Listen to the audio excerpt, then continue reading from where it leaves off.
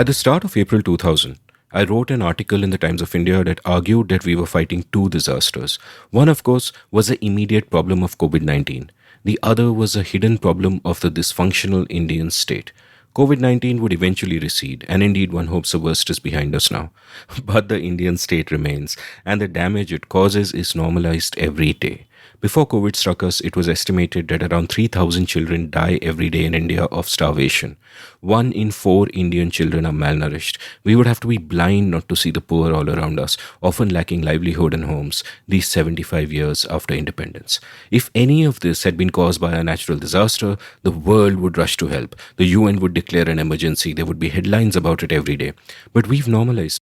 And it took the disaster of COVID to reveal to many of us again the greater disaster of the flailing Indian state. Now, another potential disaster awaits us down the road: climate change. We must do something about it before it is too late and the cost is unbearable. But our dysfunctional state stands in the way. A problem like climate change cannot be tackled by central planning and rent seeking bureaucracies. We need to fix these problems of the state first. Can we do that? Welcome to The Seen and the Unseen, our weekly podcast on economics, politics, and behavioral science. Please welcome your host, Amit Varma. Welcome to The Seen and the Unseen. My guests today are Akshay Jaitley and Ajay Shah. Akshay is one of the founders of the law firm Trilegal, and he now lives in Paris, where he is more or less retired from the law, but still working hard on problems he has deep experience in, such as our energy sector. Ajay has been a guest on the show many times, and I know he's a listener favorite for his incredibly lucid insights. A few months ago, Akshay and Ajay, thinking together about climate change, released a superb paper named "The Lowest Hanging Fruit on the Coconut Tree: India's Climate Transition Through the Price System in the Power Sector." I've linked it from the show notes. The paper describes how fighting climate change and reducing carbon emissions is achievable, but only if we reform the power sector, get the incentives right, and society and markets will act in ways that move us towards a cleaner and safer world. How is this to be achieved? What are the problems we face today, and how can we solve them? Akshay and Ajay joined me to chat about their paper and much more. Now, Ajay's been a frequent guest, so we spent the first half of this episode exploring Akshay's formative years. And from after the first break, around the 1 hour 55-minute mark, we got down to talking about this great paper of theirs. I loved every minute of this entire conversation, and Akshay and Ajay gave me a lot to think about. Before we get to that though, let's take a quick commercial break. All around us we hear about unicorns, and many of these unicorns create notional value in the world of bits and bytes. But the sponsor of today's episode is a giant company that creates real value in the world of atoms. K-Nest is an aluminium formwork company that was founded in 2014 and is today India's largest and the world's largest growing formwork company. Now, what is formwork? It's a building technology that makes construction more efficient, sustainable, and scalable. Until recently, Indian real estate had to outsource this tech to foreign companies at crazy prices. K-Nest changed the game with their state-of-the-art automated unit and the largest design team in the industry that uses virtual reality to make their customized aluminium products. They've had a massive impact that is unseen in two ways. One, of course, they make the building they are used for sturdier and more reliable. Two, they've brought value to the entire industry. And not just the industry, but also the environment, as projects that use K-Nest use less wood and are friendlier to the natural world around them.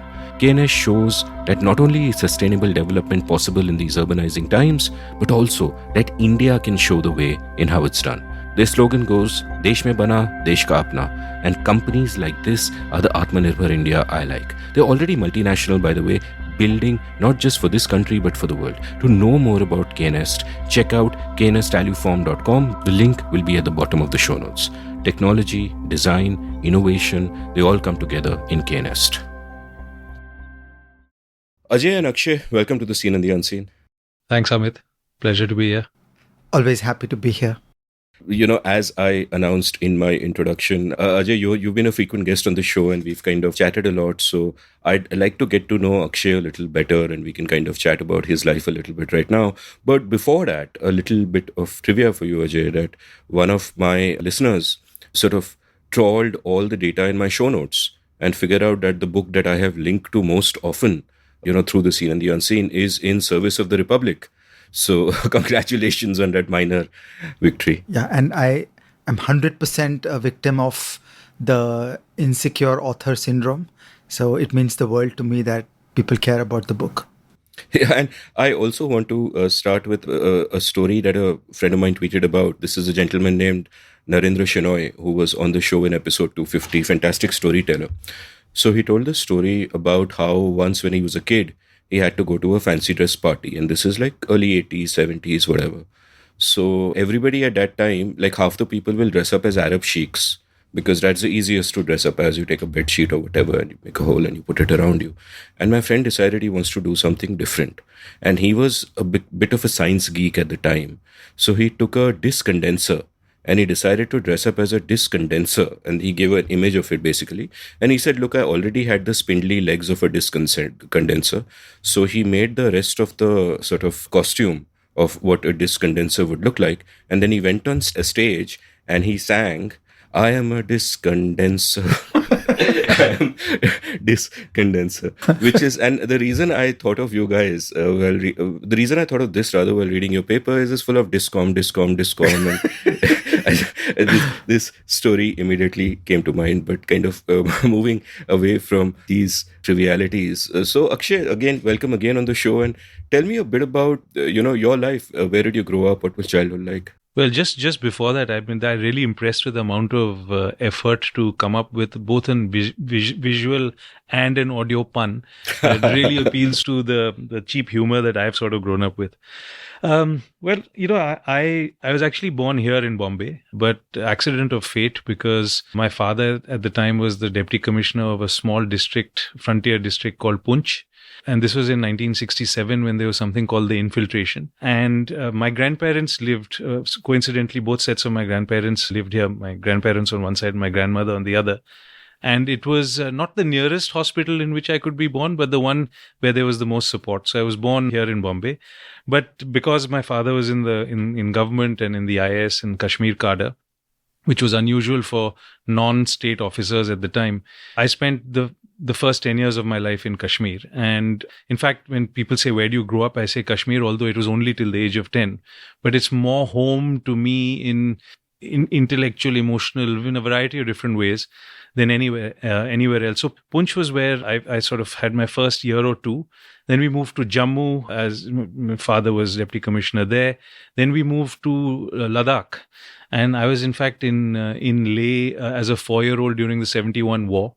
So in fact, my first distinct memories are from then, which is being in a blacked out room with a Bukhari, generating heat, my mother heating water on the Bukhari because there was no light, being put into a steel tub and having a bath in the living room while my father was in Kargil, which was at that time, it was the same district as Ladakh, where he was there with, as the head of the civil administration of the district. He was there with the army on the frontier. So it was, I think there'll be many other aspects of my upbringing that'll be common to a lot of people. But I think for me, at least, the fact that I grew up in a place like Kashmir, I would like to think, and I'm quite sure that there are various aspects of who I am have been dictated by that for multiple reasons, and not just the physical landscape, but also the unique history of the place, the unique religious breakdown of the state, etc. So all of those were really important. So I was there till the age of 4. Then my father was sort of went on study leave to the UK, to Cambridge for a year. So lived abroad between the ages of 5 and 6.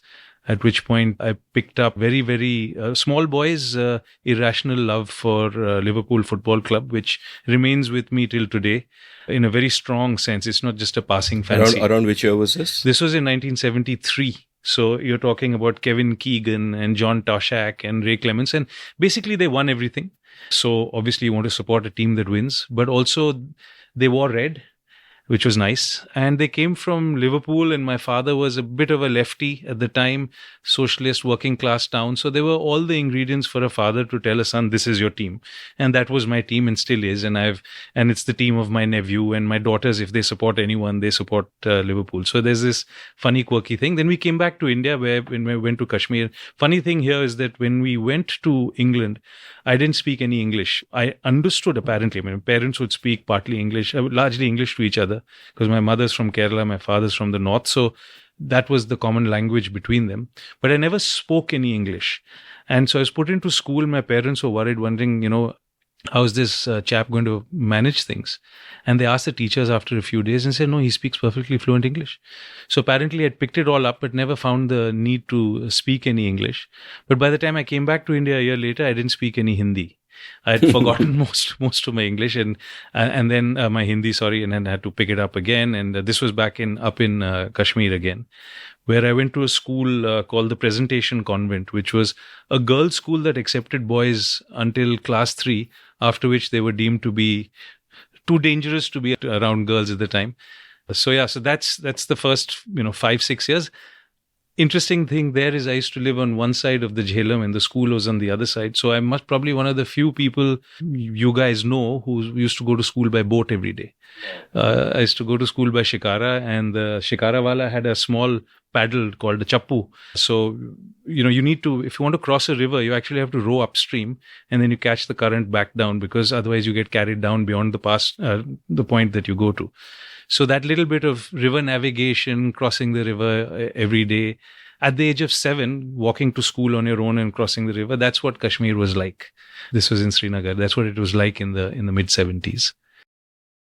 Yeah, that's fascinating. And just speaking of Liverpool, I mean, one theory I read about why people support the clubs they do is that at a particular age, which seems to correspond with whatever age you were, a team that's doing well, they end up supporting that team. And then later in life, that team may not do well or whatever, but they're lifelong supporters. But like, good fortune for you that the Liverpool team has been so exciting over the last few years. Yeah, I know it is. And I used to hold it very strongly against the people who started supporting Man U in the early 90s when things started coming on TV. But effectively, they're the version of me from the 90s with the technology that was available that I was at the same time. So I've sort of revisited that view. I still don't like Manchester United fans, but not for that reason. Yeah. So, what you were saying about Kashmir and how you think of it as home reminded me of a question that a chat I had with Amitabh Kumar on the show. At the time we are recording, it's not yet out, but it'll be out soon. And I'll read this bit out and then I'll come to my question from one of his books, where he wrote, in Raza's Adha Gao, the protest against the nation is being made in the name of the village, while the fiercely well-educated Muslim students come to Gangauli to preach about partition and the necessity for the creation of a new nation of Pakistan. The Muslim villagers are genuinely bewildered. One of the villagers is a young man called Tandu, who has returned from battle fighting for the British in the Second World War. He argues against the urban visitors in the name of his village. And now these are his words. I am a Muslim, but I love this village because I myself am this village. I love this indigo warehouse, this tank, and these mud lanes because they are different forms of myself. On the battlefield, when death came very near, I certainly remembered Allah. But instead of Mecca or Karbala, I remembered Gangauli. Stop quote. Right? And what I asked Amitabh was, what is your Gangauli? Because I wanted to kind of get a sense of what his notion of home is, because in my own sense, I just feel that it is very splintered. I no longer think of a place. I think there are disconnected memories. There are people who are no more. There are things which have scattered or are not there anymore. And I found that interesting. And your answer, I guess, would therefore be Kashmir, right? That's what you... More specifically, I mean, it's Kashmir broadly and many different specific aspects, specific memories. I learned how to swim in the Dal Lake. I did a bit of skiing very early on. And these are sort of things that my contemporaries later in life had not done. So maybe the fact that they'd not done them reinforced the memories that I had of these things and made them more special, at least to myself. But the one image for me that really makes me, it's going to sound a bit cheesy, but I'm going to say it anyway, makes me feel that I'm home is when I see the curve of the Shankaracharya hill effectively going into the Dal Lake in the evening. There's a sense of, oh gosh, this is so familiar. And I've lived in many other places, Delhi notably, much more than I've lived in Srinagar, but there's no other visual that comes into mind associated with a place more than that. So, and then other things like, going fishing for trout, going to Gulmarg on a weekend, people, going to Pahalgam on a weekend. These are the sort of things, we would do. So I completely associate with, the feeling coming out of what you just read out. And yes, it is Srinagar more than any other place in the world. And Ajay, you kind of zoned out because you were told we are going to talk about Akshay for the first 1 hour. But this is a question we haven't actually discussed. I'd like to ask you this also. What is home for you? So I was just struck by the coincidence. I also attended 3 years at Mount Mary Convent because from class 1 to 3, boys were not so dangerous. And yeah, so I think for me, home is Bandra. Home is Bandra for you. Lovely. So getting back to Akshay now after that brief Ajay break. So what after Kashmir? What happens? Well, I switched schools, went to a boys' school for a couple of years, and at the age of 10, we moved to Delhi. I think your father was in government as well, so yeah, it's Kashmir Kada. You get moved to the center for a few years, and it was a big change in my life. I mean, I went from being very much the small town boy. It shouldn't, in some ways, maybe it shouldn't have been such a change, but I certainly felt it because, my parents had a social life in a community in Delhi, which was very natural to them. Both in government, they both went to Delhi University. So the sort of range of friends that they had and their kids were people who I had sort of met occasionally on holidays, and there were uncles and aunties who were very close, who I loved and continue to, be in touch with. But I wasn't part of their world at all. And their world was, the kinds of holidays they'd been on, the fact that they were either members of the Delhi Gymkhana or the Delhi Golf Club, and we were not. My father refused to go to an interview at the Delhi Gymkhana Club because he had to wear a suit. And he said, if they're not going to take me in the way that I am, then I don't want to be a member.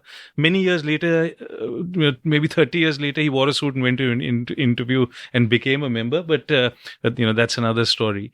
But so I moved to Delhi. It was a big change. And also school was tougher. The level of education was slightly higher in Delhi, primarily in maths and in Hindi. So, suddenly there was concepts in maths I'd not done before.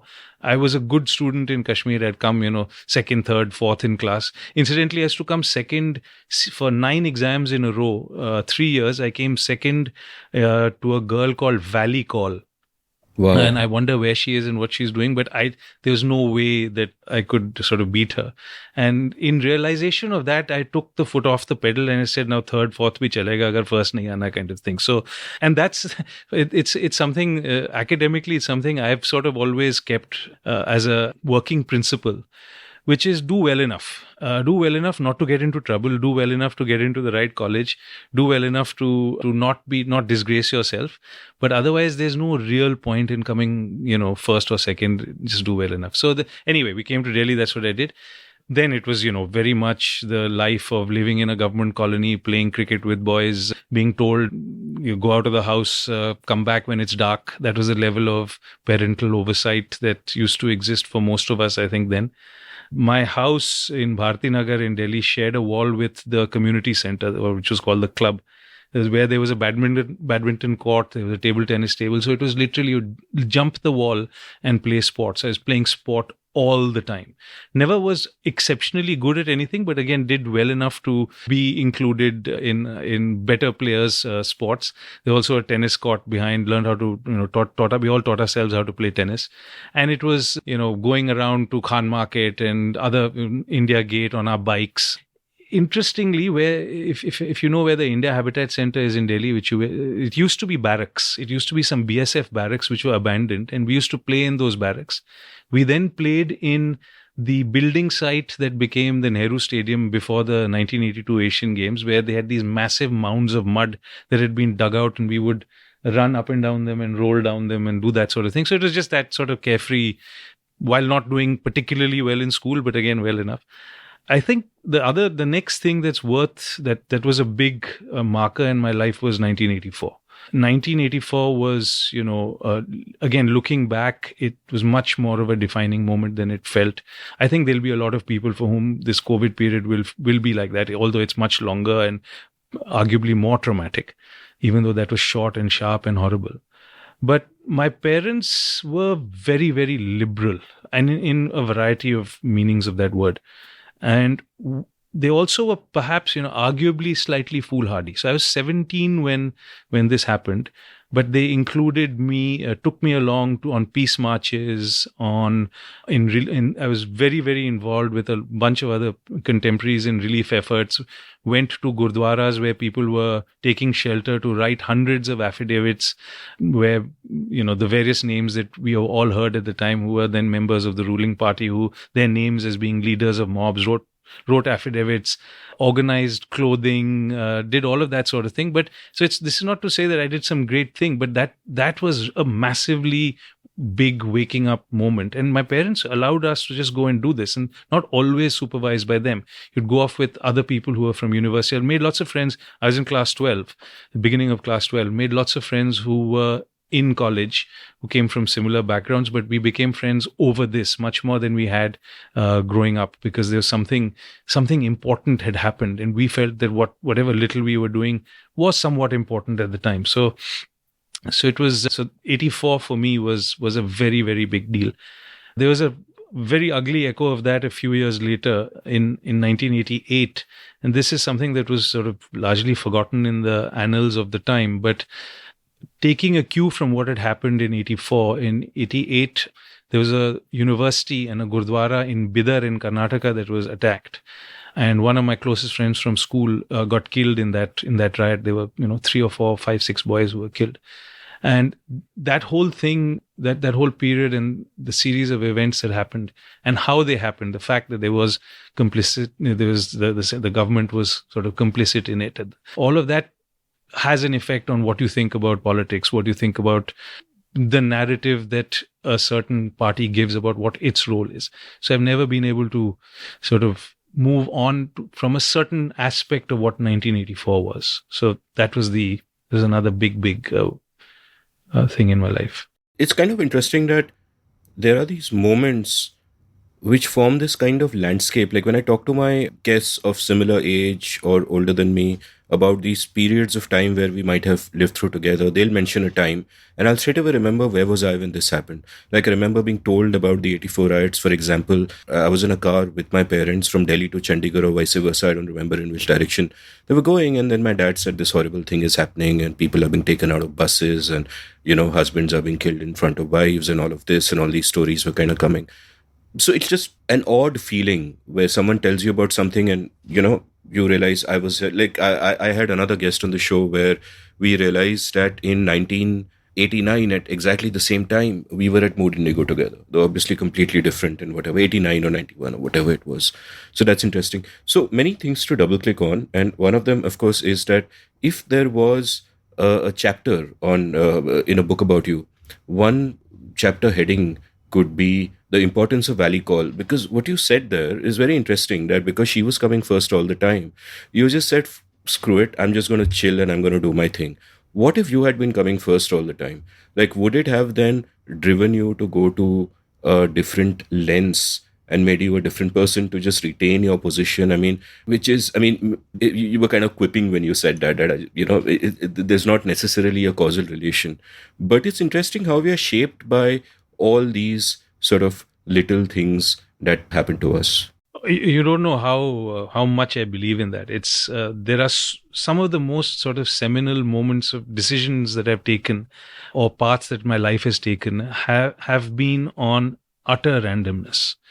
I mean, utter random. I'll tell you one thing that happened much, much later, which was, I studied law in England, and I was going to come back and join a senior counsel like everybody did at the time. There were no such things as law firms really in India of any significance. And my mother happened to be visiting, and she came and said, why don't you think of doing a little bit of work here in England for a few months before you come back, not knowing at all what the job market was like or anything. But I remember in university in Oxford, there was something called the 8th week brochure. The 8th week is when Oxford and Cambridge, there are lots of rowing races basically. And in the brochure, there was this ad from this firm called Ashurst Morris Crisp, which had on one side this picture of a guy in a boat and said, Olympic rower. It was Johnny Searle of the Redgrave and Searle combination, and on the other side, trainee solicitor, and it had him wearing a suit on a desk in an office, and it said offices in XYZ and Delhi. This was, so we're talking about 1995, and in that that moment, I remembered that brochure, and I said, okay, let me give these guys a call. They had something in India, so let me call them. So I called directory inquiry. Literally, I called directory inquiry, and I said, you have the number for Ashurst Morris Crisp. They're called Ashurst now, and great people. I'm still in touch with them. And they said, here it is. But should we connect you? And they connected me. So I ran through to the switchboard, and I said, can I speak to someone who has something to do with India? And they waited for a second, and they rang it through to an extension, which rang to a secretary because the person whose extension it wasn't there. So I repeated my question, and she said, oh, this is so-and-so. He's in Delhi. Here's a fax number for him. And I was sitting in my boxer shorts and and a t-shirt in a friend's house in London. I had no access to a fax machine or anything of the sort. So I took the number down and I said, okay, dead end. Forgot about it. An hour later, the phone rings. A phone rings, I pick it up, and the guy said, this is so-and-so. I believed you called my number. And I had this complete sort of, Twilight Zone moment. I said, how is this guy called me? Because caller ID was almost unheard of. They happened to have got it shortly before this happened. I didn't know how he called me, but I gathered my wits and I told him who I was. And it turned out that we had some similarities in terms of what we'd studied and what we'd done in the past. And he said, sounds interesting. Send me your CV. So I sent him my CV, and he called me for an interview. I was called for another couple of interviews, and they gave me a job. And that's how I became a corporate lawyer. And and I never ever have appeared in court even for one day. So what randomness is that your mother hints something to you.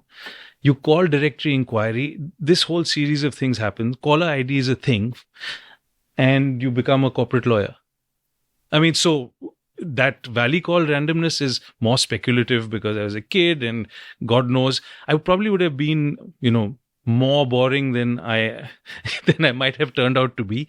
But I'm secretly happy I did not come first, because I don't know whether that would have been the right signal for me that, that this is something. I probably would have crashed and burned in trying to achieve higher academic glory later on. Better to have sort of learned this at age 7 or 8 and moved on from there. But the randomness point, like 100%. Yeah, I mean, that's another chapter title right there, the importance of caller ID. So just going back to those childhood years in Delhi, tell me also about, like, on the one hand, this is a familiar social circle. These are all your parents' friends. They're at home. You've met all the kids. You're going over the world to play sports, natural habitat. But on the other hand, what kind of sets you apart from all the other kids is that you were in Kashmir. You've gone to school on a boat. You've probably had quieter moments than they did. Though all of you had quieter moments than kids today because smartphones and all that. You had a different layer to your personality in a sense. Do you, when you look back now, how important do you think was that layer? Did you notice it at that time? Did it kind of set you apart? Because when you are in just one homogeneous world, you can kind of take everything for granted, and that can constrain you in the way that you look at the world. But you also had this other sort of layer behind that. Well, at the time, it wasn't easy, actually. I felt there was a degree to which I felt left out. I wasn't necessarily invited to all the parties that these guys were. But I had my colony friends. Even though FOMO was a thing even then, right? So I felt a bit of FOMO, especially because my parents were going to these people's homes, but I wasn't in the in-crowd. A lot of them also went to boarding school. So, when you're in boarding school, when you come back from the holidays, you hang out with your boarding school guys. Also, one other thing was that, you've spoken very often to other people, and it's obviously very true about privilege. And we were all terribly privileged, but there was no money, right? The privilege did not come with money. It didn't come with any disposable income to do anything. But other people in that social circle possibly had it. So there were things that they were doing that I couldn't do. I just couldn't do. I didn't miss it in any fundamental sense, but it was there every now and then. I'd think about it. But the flip side of that is that by the time I went to college, I was 18. I happened to live in college, and I was in the hostel. And almost all my closest new friends from college were not from this background. There were there are a few who were, but I was friends with people who traditionally would be in the hostel of a college in Delhi University. So people who'd come from UP and Bihar and Andhra and other parts in the Northeast and other parts of the country. So if I had been accepted more, and if I had been part of the social circle that I would quote unquote naturally have fallen into, I would not have had this completely other, you know, side to my exposure, which made me much more deeply aware about other parts of the country, what people were thinking, what was important, what was going on. I mean, if you do history in St. Stephen's College in the 80s, you were going to do the civil services. And why do you do the civil services? There's a whole cultural and social and economic reason behind that, which was not part of my socialization at all. My father went into the civil service to do good for the country, but he could afford to do that in some ways because he came from, relative privilege, and he went to a good education, all the rest of it. But lots of my close friends didn't have that sort of background, and it made me, I can't say that I became a completely different person, but it gave me an insight into things I would not have had. So I'm, in the longer term, I'm certainly grateful for that. But that layer, I think, that you were talking about, that you started your question with, it was there. It was there. There's a small townness to you which doesn't completely go away. It doesn't perhaps manifest itself in small town thinking, but there's another window that has opened up that other people haven't experienced. And another source for other layers which other people would not have were, in a sense, what you said about your parents being liberals in different ways, having their own set of concerns. Like on the one hand, they're in government, so there is that aspect of it. But on the other hand, they're also liberal. You get involved in 1984 because of all of that happens. So tell me a little bit about how you are building your frameworks of looking at the world. Because I guess one direction to go in is you go in the same direction as your parents. The other direction to go in is that, hey, kids are rebels, you go in some other direction. It also kind of matters what your peers around you are doing or reading. Like I remember when, my dad was also in the IAS, but I didn't really have any sort of coherent framework of looking at the world till I was well into adulthood. Not in college, because those are pre-internet days.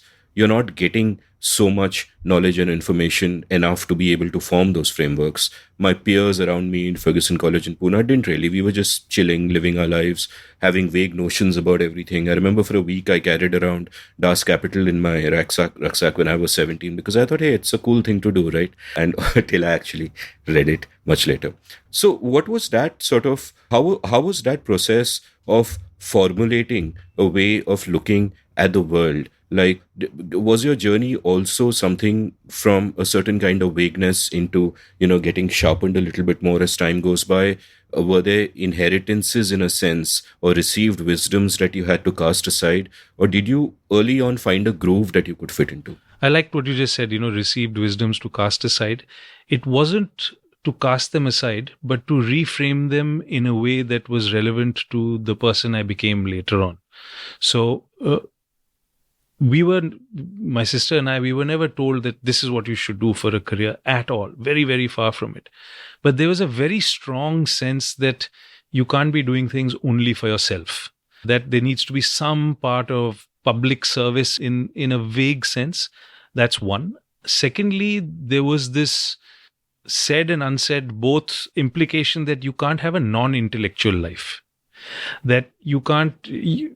I have no criticism of this now, but you can't become a manager in a hotel because that's not an intellectual life. Now, you can be a manager in a hotel and have a perfectly intellectual life, but it was very much that your intellectual life must be wrapped into what you do as your work, as your whatever your primary work is.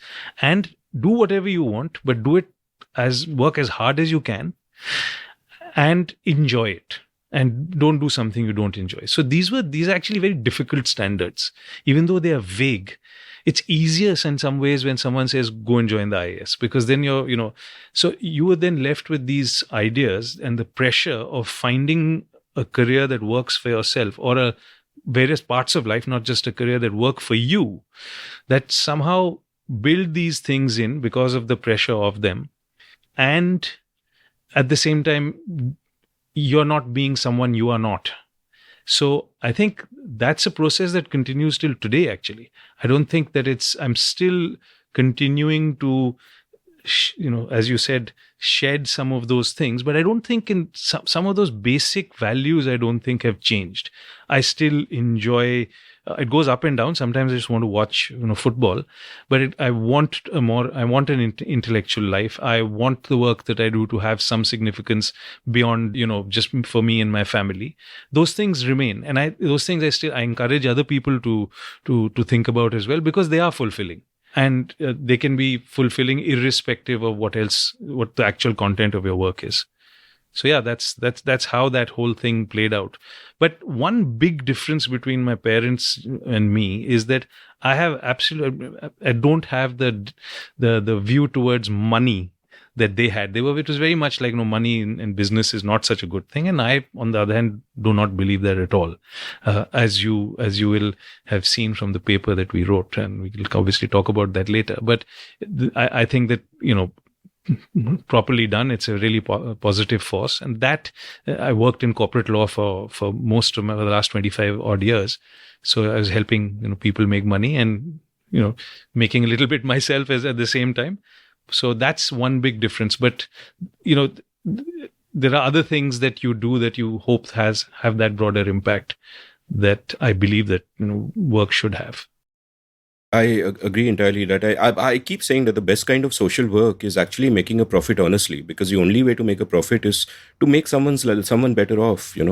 I was struck by, what you said about kind of finding yourself or trying to figure out who you were and all of that. And that's, that again brings me to that nebulous notion of the self. Like when we are young, especially when we are young, all our lives, but when we are young especially, we are too often dealing with the anxiety of what other people think of us or what they expect of us. And we start shaping ourselves in those molds. Like you spoke about the pressure that you had to have an intellectual life, but at the same time, whatever career or calling you took had to be authentic to that intellectual life, and they had to kind of go together. So one, to what extent is, did you feel those anxieties and, give in to those pressures, whatever they were? And two, just a general question throughout the sweep of your life, that how difficult has it been for you to eventually get comfortable in your own skin, eventually to be able to kind of sit back and say that, okay, this is who I am. These are the things I like doing. Like, yes, intellectual life, but I want to watch football also, or whatever.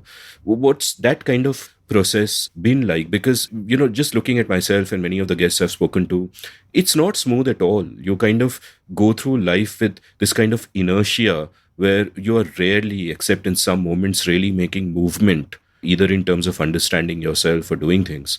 And it's just a process that can take a long time. No, it's ongoing. I think it's not, at no point have I felt, okay, this is the perfect mean. And there are many other pressures in life beyond just work that one has to. It's not, I've never thought of it as anxiety. It's not something I've been anxious about, but I'd be lying if I said that I didn't worry about what other people thought. I wish I could say I really don't care. But even that is a process. I care much less now, and which is one of the reasons why I'm possibly able to say some of the things that I'm saying now than you would have 20 years ago.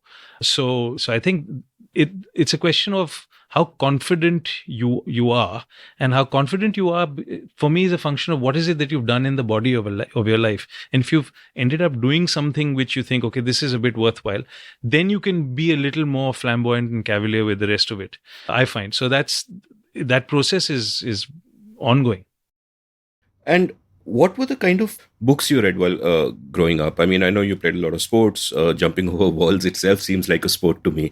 To actually jump over a wall and then have the energy to do something else is not something I can imagine in myself. But what were the kind of books that you were reading? Who were the people who influenced you?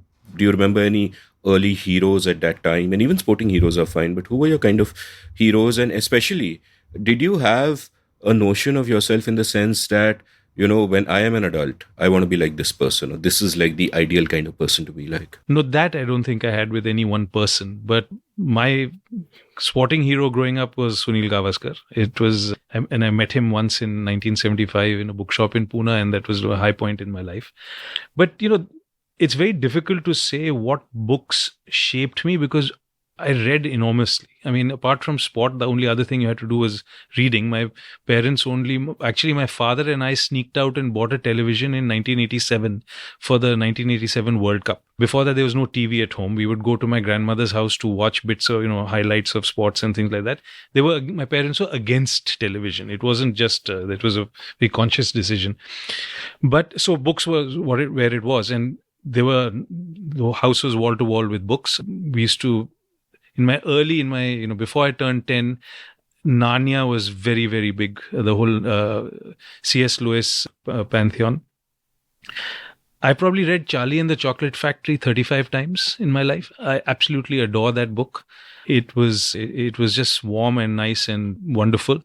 Later on, then one of the things that we did when we came to Delhi is became members of the B.C. Roy Children's Library at ITO. So, so we would actually, me and my cousin Nandika, who lived with us at the time, we used to get onto a DTC bus from Bharatinagar, go to ITO, go to B.C. Roy Library, borrow books. And that could be anything, it could all sorts of different types of stuff. I read my first Alistair MacLean from there. I read all sorts of children's books, so maybe till the age of 13, 14. But then there was a rapid switch where our parents sort of handed us, say, read this, read this, read this. And those could include, Steinbeck. Steinbeck was a big influence in terms, I loved the lyricism of his writing, where you can make the sound of running water sound like the most amazing thing on earth. So of Mice and Men and Grapes of Wrath and all of those. And then we started reading the existentialists relatively early. So Gide and Camus and all of this. And there were a sufficient number of friends whose parents also were handing them the same book. So we would quietly have that discussion amongst us, not talking to other people, because they would say, what is this rubbish? You're trying to be a sood. That word has gone out of favor. Now nobody calls anyone a sood anymore. Yeah, in fact, I'm hearing it after 20 years, I think. There you are. So, maybe it's a good thing. That sood is not a bad thing. But it was. So you would hide a bit of your intellectualism because you would think that people, would think that you're trying to be better than them. And James Baldwin I loved as well. I mean, Another Country is one of my favorite books from the time. So there was a lot. Also, and I haven't heard anyone else admit this, but I've not listened to all your shows. But also there was this whole range of slightly raunchy thrillers, where the pages where the raunchy bits were always a little more dog-eared than the other pages. And, so those were also there at home, and they were also out in the bookshelf, and, we would read those. So huge variety. And you were, of course, the one dog-earing them. Yeah. Before we move on beyond this phase to studying and law and all of that, tell me a bit about how different was Delhi in those days? Oh, this, and I'm telling you, this I said this in 1996 or 7 when I went to Lahore for the first time, that Lahore felt like Delhi 20 years ago at that time.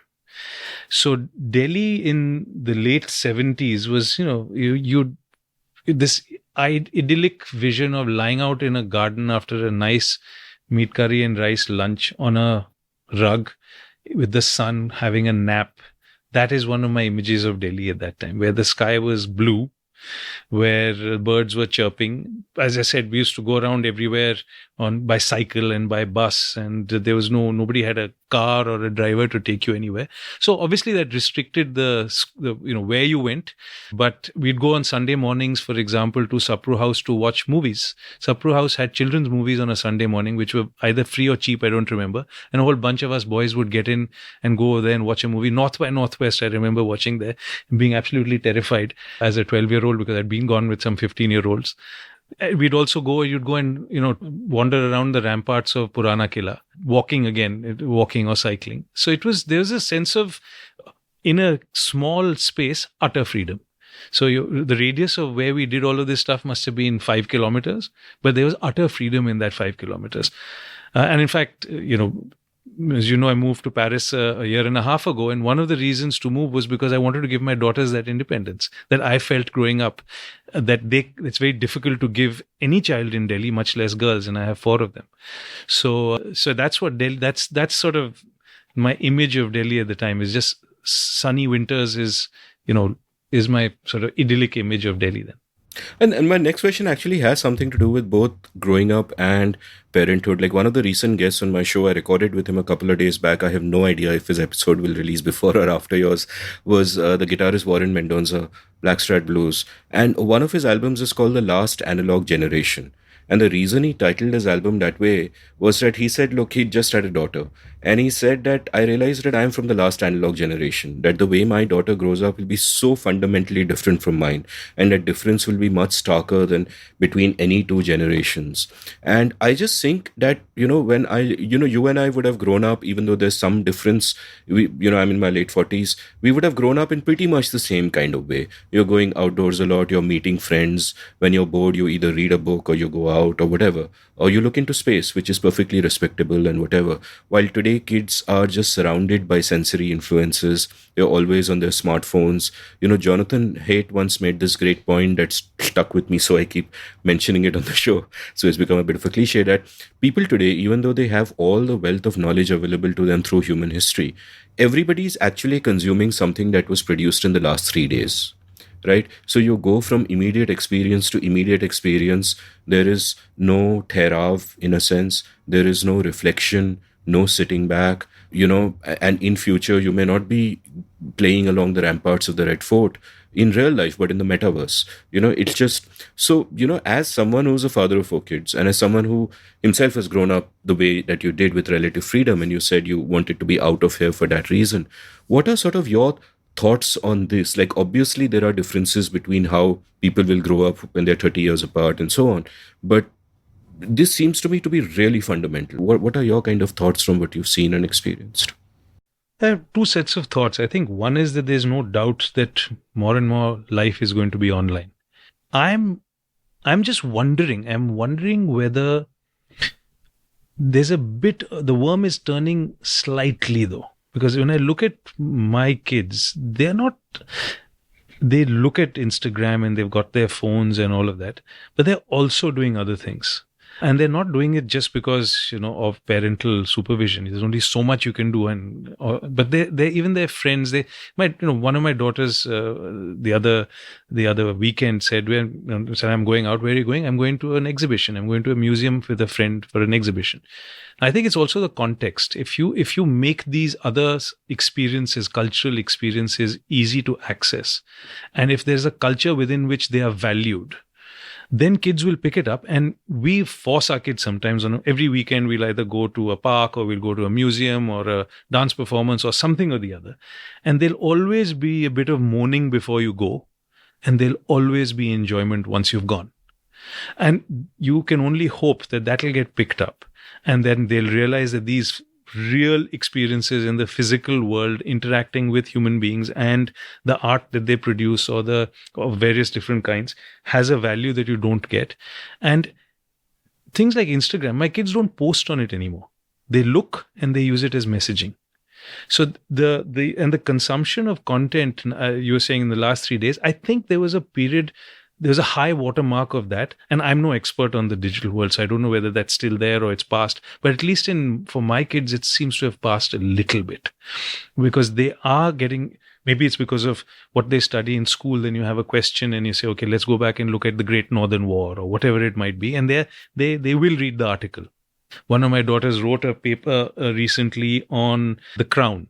And to say, was it right for them to put out a disclaimer saying that there is fictionalization over here? And in doing so, she had to go back and look at the history and did a bit of reading around it. And that's something that I think kids need a bit of guidance. And therefore, I'm not one of those people who say, let them do what they want. But there's that instinct and that spark is there. So, as I can't comment on whether there's a massive change going on or whether we've reached the peak or not, but at least in my own limited experience, there's a bit of a change there. But there's lots of life that's online, which this was an option for us. And that leads me to the thought that is there one kind of scarcity in India which doesn't get talked about so much? Like when you said that, your daughter said, I'm going to a museum with a friend and all of that. And you can do that in Paris. You have those rich cultural experiences in the Western world all around you. In India, do those rich cultural experiences really exist? Like I think about the things that I would do in Bombay, for example, and actually I'm probably being unfair by saying that, because I, in any case, I'm not a theater going person, for example. I'm sure there's a scene at Prithvi and all of that. But in general, in India, certainly outside the big cities, is it then something that never gets talked about, that those kind of cultural experiences are actually lacking? So if kids are bored, if you're sitting in, say, Kanpur or, wherever, any small town, anywhere, what do you do with your time? You don't have those wholesome experiences, so you go online and you do whatever, and that becomes a thing. No, and I don't think that's necessarily just a problem with India. I think it's a problem with any society, and France is the opposite of that, which doesn't value the cultural experience on a day-to-day basis. I mean, I've been going to France for many, many years, but it's only after living there that you realize how much of it is part of the fabric of day-to-day life. It's not, we would not be surprised to have a chat with a cab driver and him tell you what exhibition he was going to, or that he was some other thing that he was looking forward to, or listening to classical music while taking you from point A to point B. And every small town, the social compact is such that it is expected that one of the things that your tax euros are going to do is provide you access to culture. So I don't know if you picked up, but during COVID, one of the biggest constituencies, and there's a very large number of people involved in the sector that was hit very badly, was the entire area of culture. And there was a lot of public support for people who were in the world of culture, saying, look, these are the people who we depend on. So if you go to a museum and you get a guide at the museum, somebody who's part of the museum staff, the chances that the way to a PhD in art are reasonably high. So the society, and I think this is probably true of some of the older cultures in Europe, certainly in non-English speaking places, that this is valued and money is put into it, and therefore it's something that's available. So it's there's a demand because there's a supply. And this is one of those situations where I think that, as much as I believe that in sort of free markets, that you have to be a rich society in some ways to then say, okay, we're actually going to take some of the money that the free market generates and put it into this, because that's also essential for us as human beings. So you'll find that in a lot of Europe, I think. But there's no question that, in India and in other places, this has just fallen off the sort of horizon completely. And that's why you'll find some of the more creativity that you'll get out of these small places is on things like TikTok. Yeah, I mean, TikTok getting banned was so tragic. I keep going on about that because such an incredible cauldron of creativity, really. And I wonder whether it's a function of poverty, that of course we're a poor country, and that is why, in our hierarchy of needs, culture is like way beyond. People are more just focused on the immediate, so culture comes later. Or is there something deeper? I mean, you do, among privileged sets of people, you do have a certain kind of cultural life, like the music festivals in South India, for example, and so on and so forth.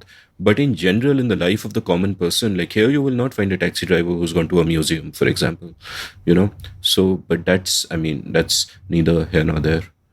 So tell me about what's the next step then? That, you've childhood in Delhi, you've done your schooling and all of that. How did you start gravitating towards law? Like, was it kind of happenstance in a series of accidents? What was your conception of a future, Akshay, at that age? What did you want to be? Well, actually, I thought of law relatively early during college years. Again, if you were in Delhi University in the 80s, there were 3 or 4 different types of careers that were available to you. If you were doing economics or maths or physics or one of those things, then you could possibly go to, you'd go to one of the IIMs or one of the business schools. That was one route.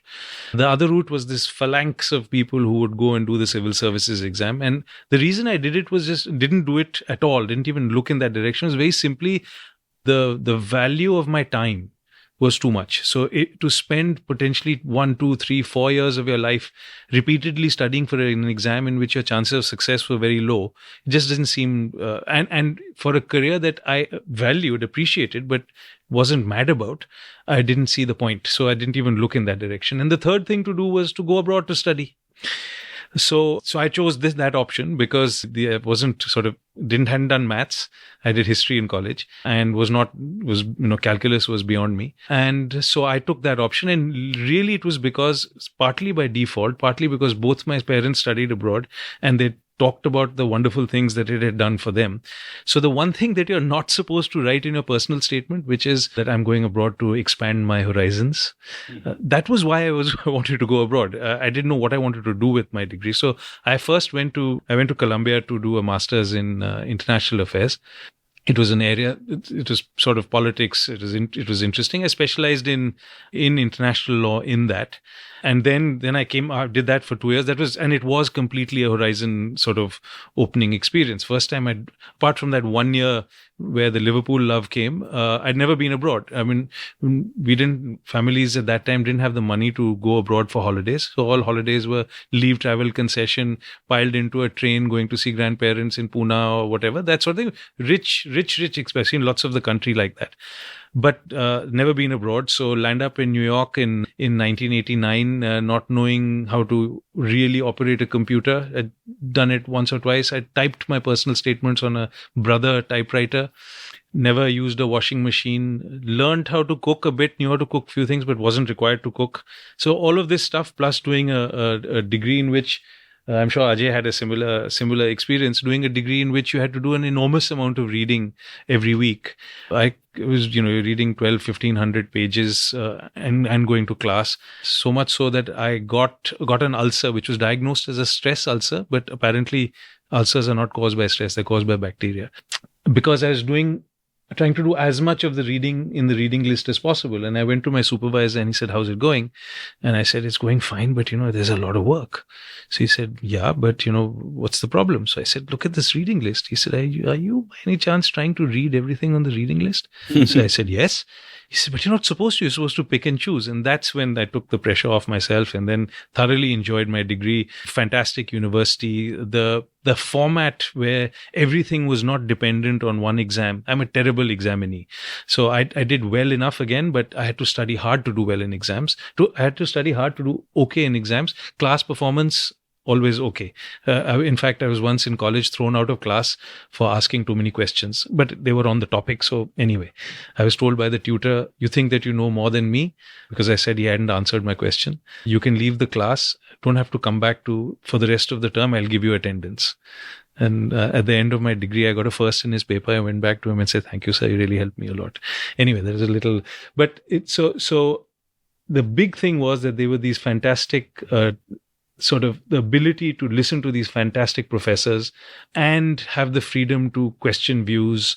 I always say that our system, at least then, maybe a little less now, was basically based on what are the 5 causes for the decline of the Mughal Empire.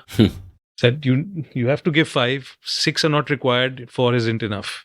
And there it was, the questions were of a completely different type. And you had people like Bhagwati and various others sort of teaching you legal luminaries, people who were practitioners and going and doing human rights work in Africa and coming and teaching you a course about that.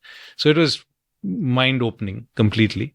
So did that, came back to India, worked for a couple of years at Terry, which was where I started. It was around 92, started working on the Rio Climate Convention and did some paper writing and research and that sort of thing on that. And that's where the interest where this continuing interest sort of stems from. Here we are 30 years after that. It's difficult to think of 1992 as 30 years ago, but there you are.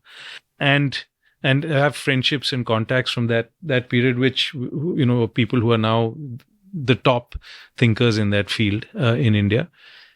So that was the next step. And then law was after that. So I came back and I signed up for evening classes because I was never happy with the idea of being an academic and just writing something and then it going into a paper or a report. There was one box from the World Development Report from 1990 that I wrote. That was just, otherwise you wrote a paper which is what I'm doing now. So it's a bit surprising that I'm saying that. But at that point, to the 25-year-old me, it wasn't, or 24-year-old me, it wasn't what I wanted to do. So I went back to the idea of doing law. I enrolled in evening classes in Delhi University and had a fight with the tutor or the professor and left and didn't go back. Here's another coincidence. A cousin's friend came and said, "Help me fill out my application form for Oxford because I'm going there." So I said, hey, let me photocopy it and let me also apply to do law. And that's how I applied to Oxford to do law. And then I got in and went. So again, a big coincidence. If he hadn't come, maybe I'd have just finished that degree and God knows what I would have done after that. Wow, that's crazy. If he goes somewhere else that day or twists his ankle instead or whatever. So, you just said 1992, 30 years. It's kind of hard to think of it as 30 years ago, right? And one of the things that I've been thinking of recently is, when we are kids, time seems like so sort of stretched out. When you're 20, 30 seems like really old. You'll romanticize and say, oh, bunch of people died at 27, bunch of people died at 34, and it seems old enough. And then before you know it, the decades pass, and you're suddenly in your 40s, 50s, whatever, and you realize that that span of time, which when you were young you thought was a lot, maybe 3 decades in this case, isn't really a lot. And when you think of, when you speak of history, you think of something happening 200 years ago, right? When you're a kid, 200 years ago is a long time ago. It's history. But I think when you're our age, it's not really that long ago. It's like 4 or 5 times what has just passed in a flash almost for us.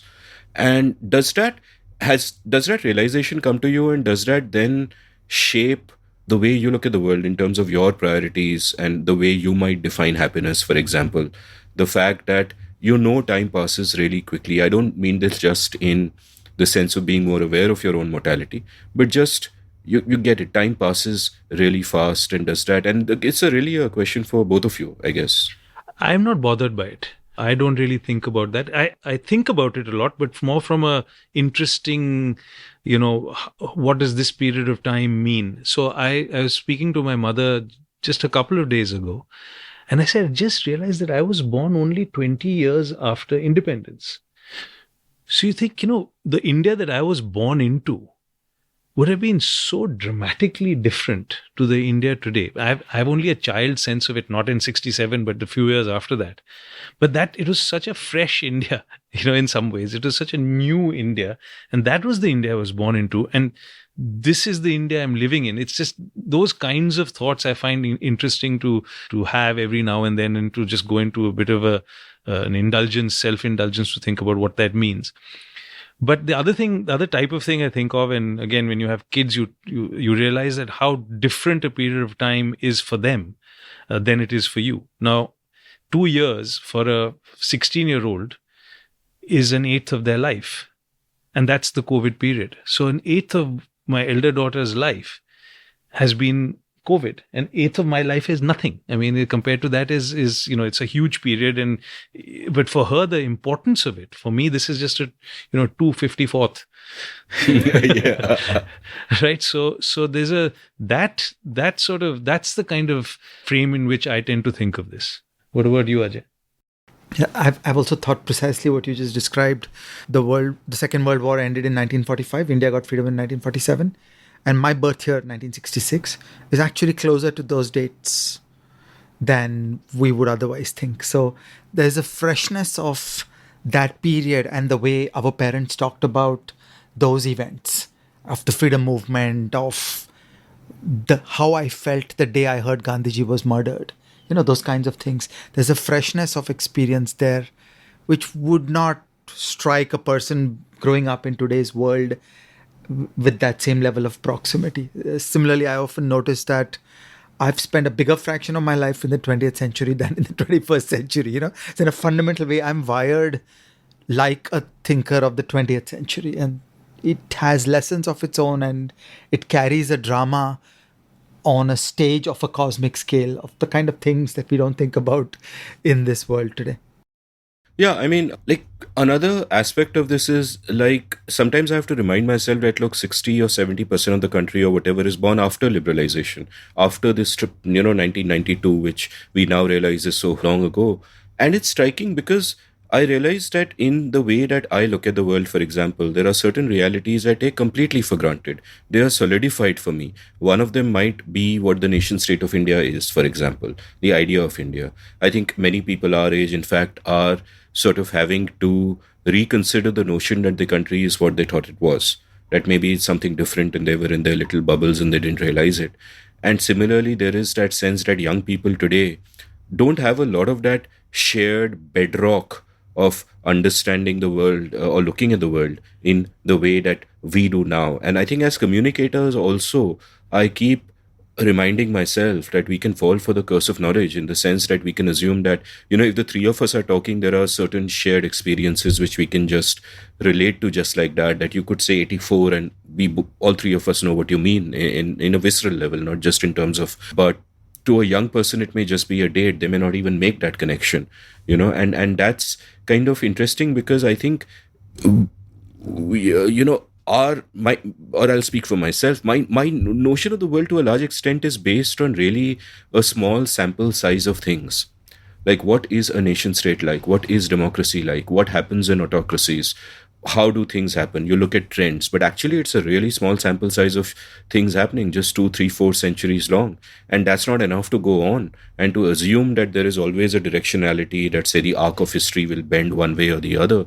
It might be an illusion, because we don't have enough data. We have not enough life has been lived. So is that something you ever kind of remind yourself? Are there moments where you step back and say that, wait a minute, I'm, for example, taking this shape of India, woman with a sari in the map for granted. It wasn't like that, 80 years ago, and it may not be like that 80 years ago. We just don't know. Stuff like that. I mean, even Kashmir, all our certainties around Kashmir have had to change radically, right? Yeah, and I think that's done by time and place. I was just reading recently about why we should try and think like a Russian citizen today when we think about what's happening with respect to Ukraine and NATO. And, Putin is obviously betting on the fact that what he's doing has resonance because his internal situation to him is more important and perhaps more precarious than the external one. But if you are in St. Petersburg, and if someone is talking about Latvia and Lithuania and Estonia coming into NATO, you are thinking of a historical foe at your doorstep. So that is going to make you think about the world very differently than you would if you're sitting in Germany. And I think time has a similar kind of effect, is where you are in that particular point in time. And one of my daughters, perhaps it's a failing on my part, but just a month ago said, and she's 13, she said, "Dad, what's 9/11?" So, 9/11 is one of the defining things, international events of our lifetimes. But for her, it's she's heard about it, I'm glad she wasn't like I probably would have been at her age, which is, oh, there's something it seems like I should know about and I don't, let me go and find out about it. She just asked me. I would never have done that. And I'm glad she's like that. And she asked me, and then I had to go into an explanation of 9/11, but to an intelligent 13-year-old without wanting to be condescending. This is something I learned from my father, who would always argue serious things with you, but without condescension at any age. It's a very, very tough thing to do, because you will know more than your child. I mean, that's you'd better. Otherwise, you probably shouldn't have had the child in the first place. And you have to go into an explanation which is giving facts, which isn't giving too much editorial, but you want your kids to have your values. And there are sort of consequences. If you were explaining 9/11 to someone in the 2 years that followed it, you would have a very different story to tell about it, even someone like you or me, than we would have today, because we realized that there were no weapons of mass destruction. It's at that point, even we would have thought. Right now, we'll turn around and say, look at the so-and-so that Bush was. But at that point, we might have thought, yes, maybe they are. Maybe it was still the wrong thing to do to invade Iraq, but maybe they are weapons of mass destruction. Today, we know that they weren't. So that point at time in which you look at something, I think, is as important as where in the world are you looking at it from. So both, I think, are important. Yeah, and I'm also kind of glad that your daughter asked you that question instead of putting it on social media, because the trend today is somebody would have screenshotted it and 10 years later they would have put it up and said, this person didn't even know what 9/11 was. Is she really capable of being a director at this museum for something she tweeted 30 years ago? Or they would have said today, oh, Akshay Jaitley's daughter doesn't know what 9/11 is. yeah, that too. That too. So no, but by the way, sorry, there's a story there. Kids have become very cautious about what they post. Younger folks are very, very cautious about what they post, precisely because of being mocked, ridiculed, humiliated, and all the rest of it. So, query whether that's questioning, that's suppressing freedom of expression or not, or whether that is the right place, or you necessarily Twitter is the only place where you should be expressing your opinion. But that's definitely happening, no question. No, I sometimes think about what would have happened if social media had been around when I was young. And I would be like, I would have been cancelled 80 times by now, because when you're young, you're thinking whatever, you're experimenting. Like I said, I carried marks in my, in my rucksack for a while to college. You're experimenting with all kinds of ideas. You're saying all kinds of things. The male brain doesn't develop properly till you're 25, which is why you have all this crazy male teenage violence and all of that. You're not socialized properly. And there's all this shit going on. And we never had that pressure. We could just grow up in whatever way. Maybe if you guys knew the person I was when I was 20, you wouldn't want to know me. We'd never start having conversations, right? And vice versa, for all I know. Is it true, Ajay, that you were a punk rocker when you were 19? And Yeah, I was clearly a weird person at 19. I agree with everything you said, that I would have been all over social media in truly toxic ways that would have been damaging to me then and to me now. So I'm like just grateful that these technologies did not exist then. It would have disproportionately influenced the way I think, and then there would have been all kinds of angry people jumping at me. And this thing about storage of data is terrifying. So systems that capture, store data that can be used against you at future dates are really chilling the human mind. And I think, we were just lucky that at a younger age, we have said all kinds of rubbish and it has not been recorded.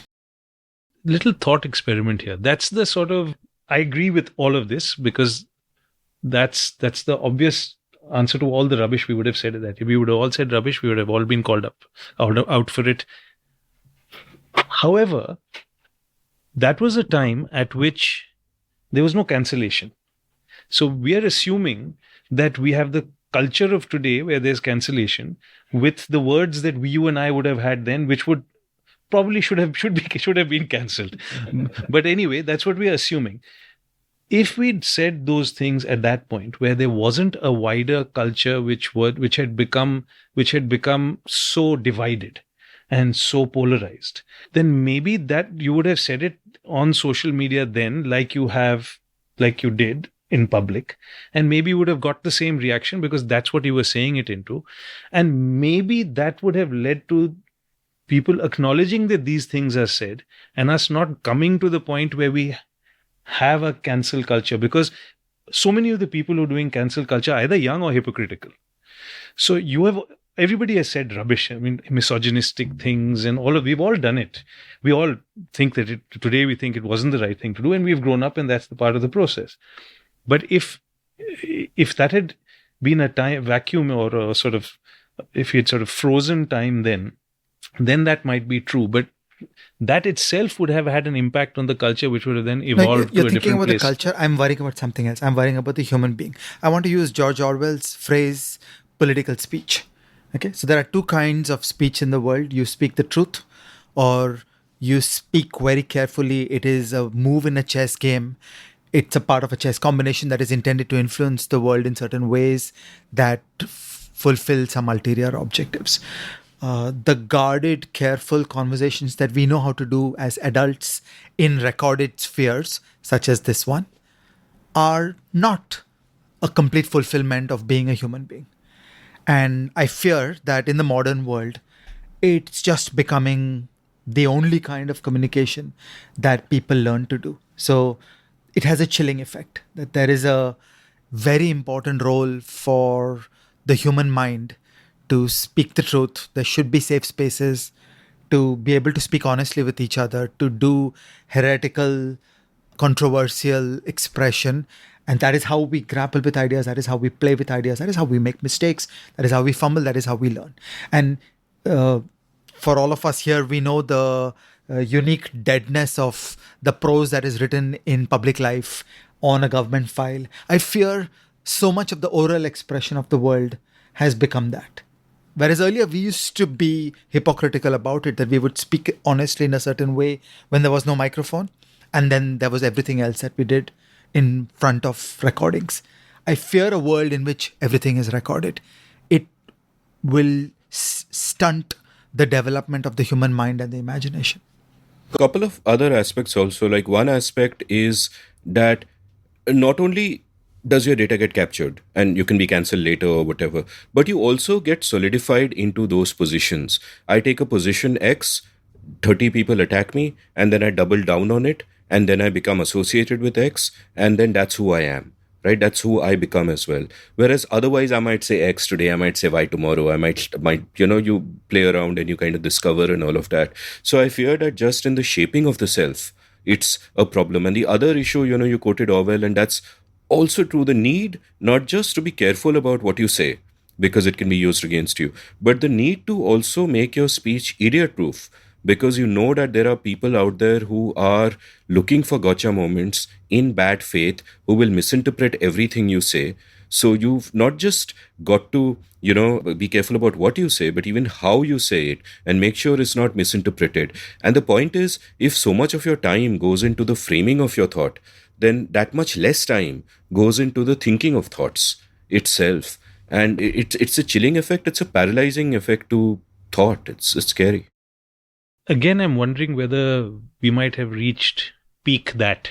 Yeah. Because if I look at my 13-year-olds and my 12-year-old niece who's with us at the moment, they seem to be beginning to have an instinctive reaction to, for want of a better word, wokeness.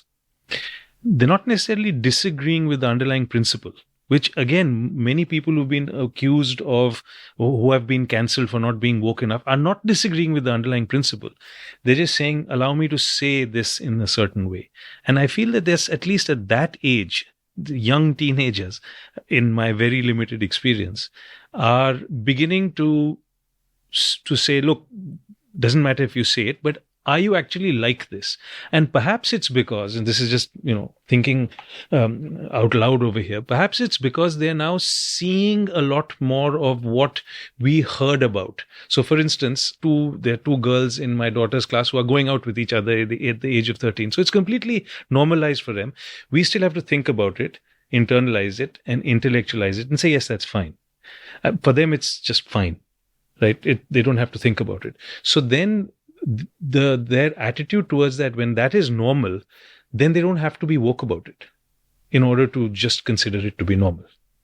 So maybe you're beginning to reach that point. I'd like to believe that you're reaching that point. But on the speech front, Ajay, I completely agree with you. And funnily enough, one of my girls, I talk a lot about my girls, by the way. So I was writing an essay on exactly that paragraph, and we were talking about it. And, the same discussion came up about what you say and who you say it to, that it matters. But that you should be free to say, in where you think you're free to say something, you should say it. And I was made by my parents to read 1984 before 1984. So I finished it in December 1983. What a fantastic story. Yeah. That's another chapter in your autobiography, 1984 before 1984. So you go on to study the law. Now, did studying the law also change the way you think about stuff? Because I would imagine, from an outsider's perspective, not having studied or known law myself, that it trains you to think in a systematic way, in a rigorous way. You're reading a lot. It will also give you habits of research, of thinking through arguments and all of that. And if you apply all of those habits to your study of law, you will also then begin to apply it to any place else. And now one way of looking at it could be that someone who already thinks like that, who has those habits of mind, will naturally make a good lawyer. But the other way is that it can also go the other way, that just studying the law makes you look at the world more rigorously, look for frameworks that you can apply and, go from point A to B to C and all of that. So do you think you were naturally a thinker of that sort? Or do you think that's the happenstance of studying the law with all the happy accidents that led to it sort of led you to the point where, and changed you? I don't know the answer to that. I'd sort of qualify the question a little bit, and then I'll be able to give you an answer which might be somewhat interesting, which is, it's not so much the study of the law, but the practice of it.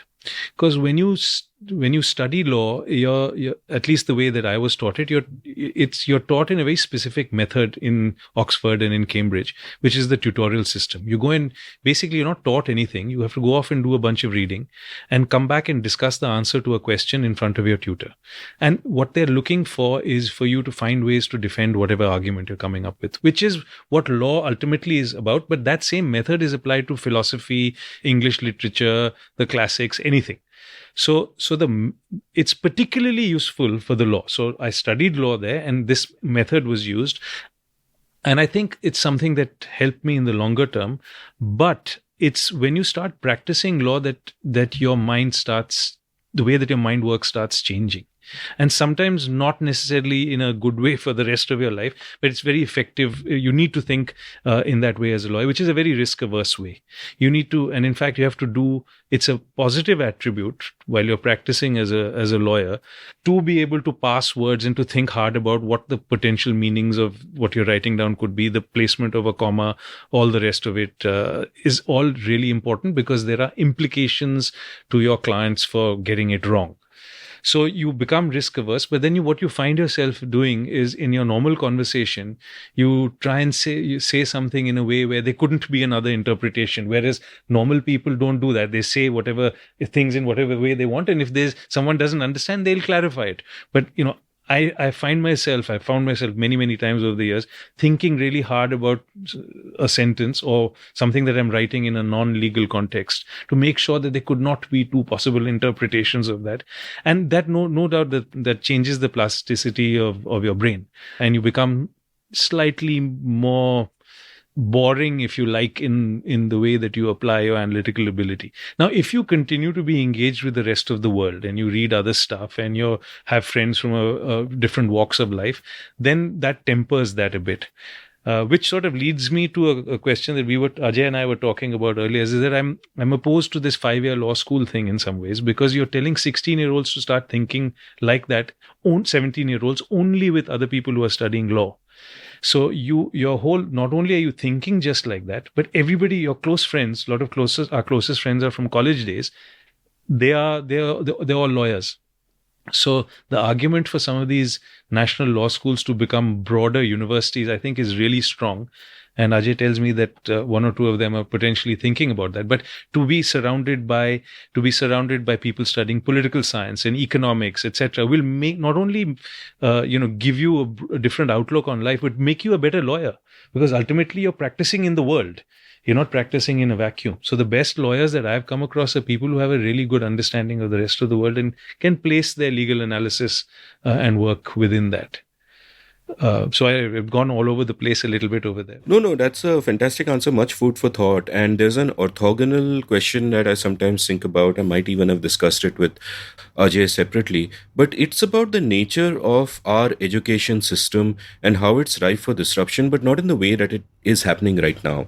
Today, what we see is all of this so-called edtech and these disruptive influences are disruptive in terms of delivery, how they deliver it to you. But what is being taught to you is the same. The thinking behind what education is essentially the same. And I've been thinking for a long time that our way of teaching, that you have 10 standards in school and then another couple, and then these are the different streams that you go into, and if you're so many years old, you'll be in this class, and these are the exams you will do, and you will all learn together. And these are really notions which solidified in the early 19th century, and they were okay for that time. They were okay in an instrumental way, that you're training kids to grow up and be a particular thing, maybe a bureaucrat in a cog, or maybe a particular kind of person. And today, largely they don't apply, but through inertia we've just stuck with it. And so many of us, all the really important things that we have learned, much more in my case than you guys obviously, but much more in my case, is something outside of the system, right? So and you referred to one aspect of it, and I sometimes think that at some point, at a deeper fundamental level as a society, we just need to rethink this whole education itself, this template in our head that you have 10 classes and 10 standards and you do these 6 subjects and so on and so forth, and then you go into these separate fields which are kept separate. If you're doing law, you only do law, and blah blah blah. And even if one were to be able to conceive of alternatives, how those alternatives would come about is something that kind of beats me a little. And that's the kind of disruption I'd like to see beyond, the disruption of delivery that he can online classes karenge. But the syllabus is still ICSE, CBSE. You have any thoughts about this?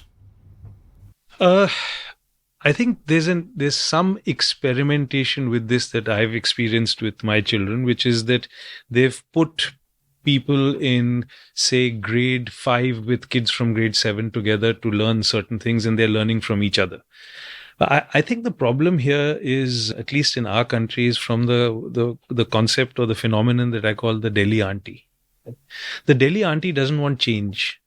The Delhi auntie doesn't want her kid to go to school during COVID times, irrespective of what it's doing.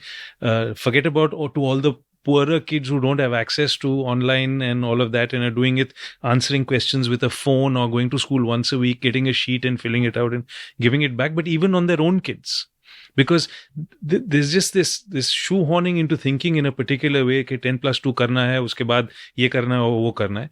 I think it's on the demand side that the real resistance is coming. And who is going to sort of turn around and say, no, I'm going to take the risk of antagonizing all these people from whom I'm making a fantastic living by collecting large fees. Who's going to take that risk? I don't know.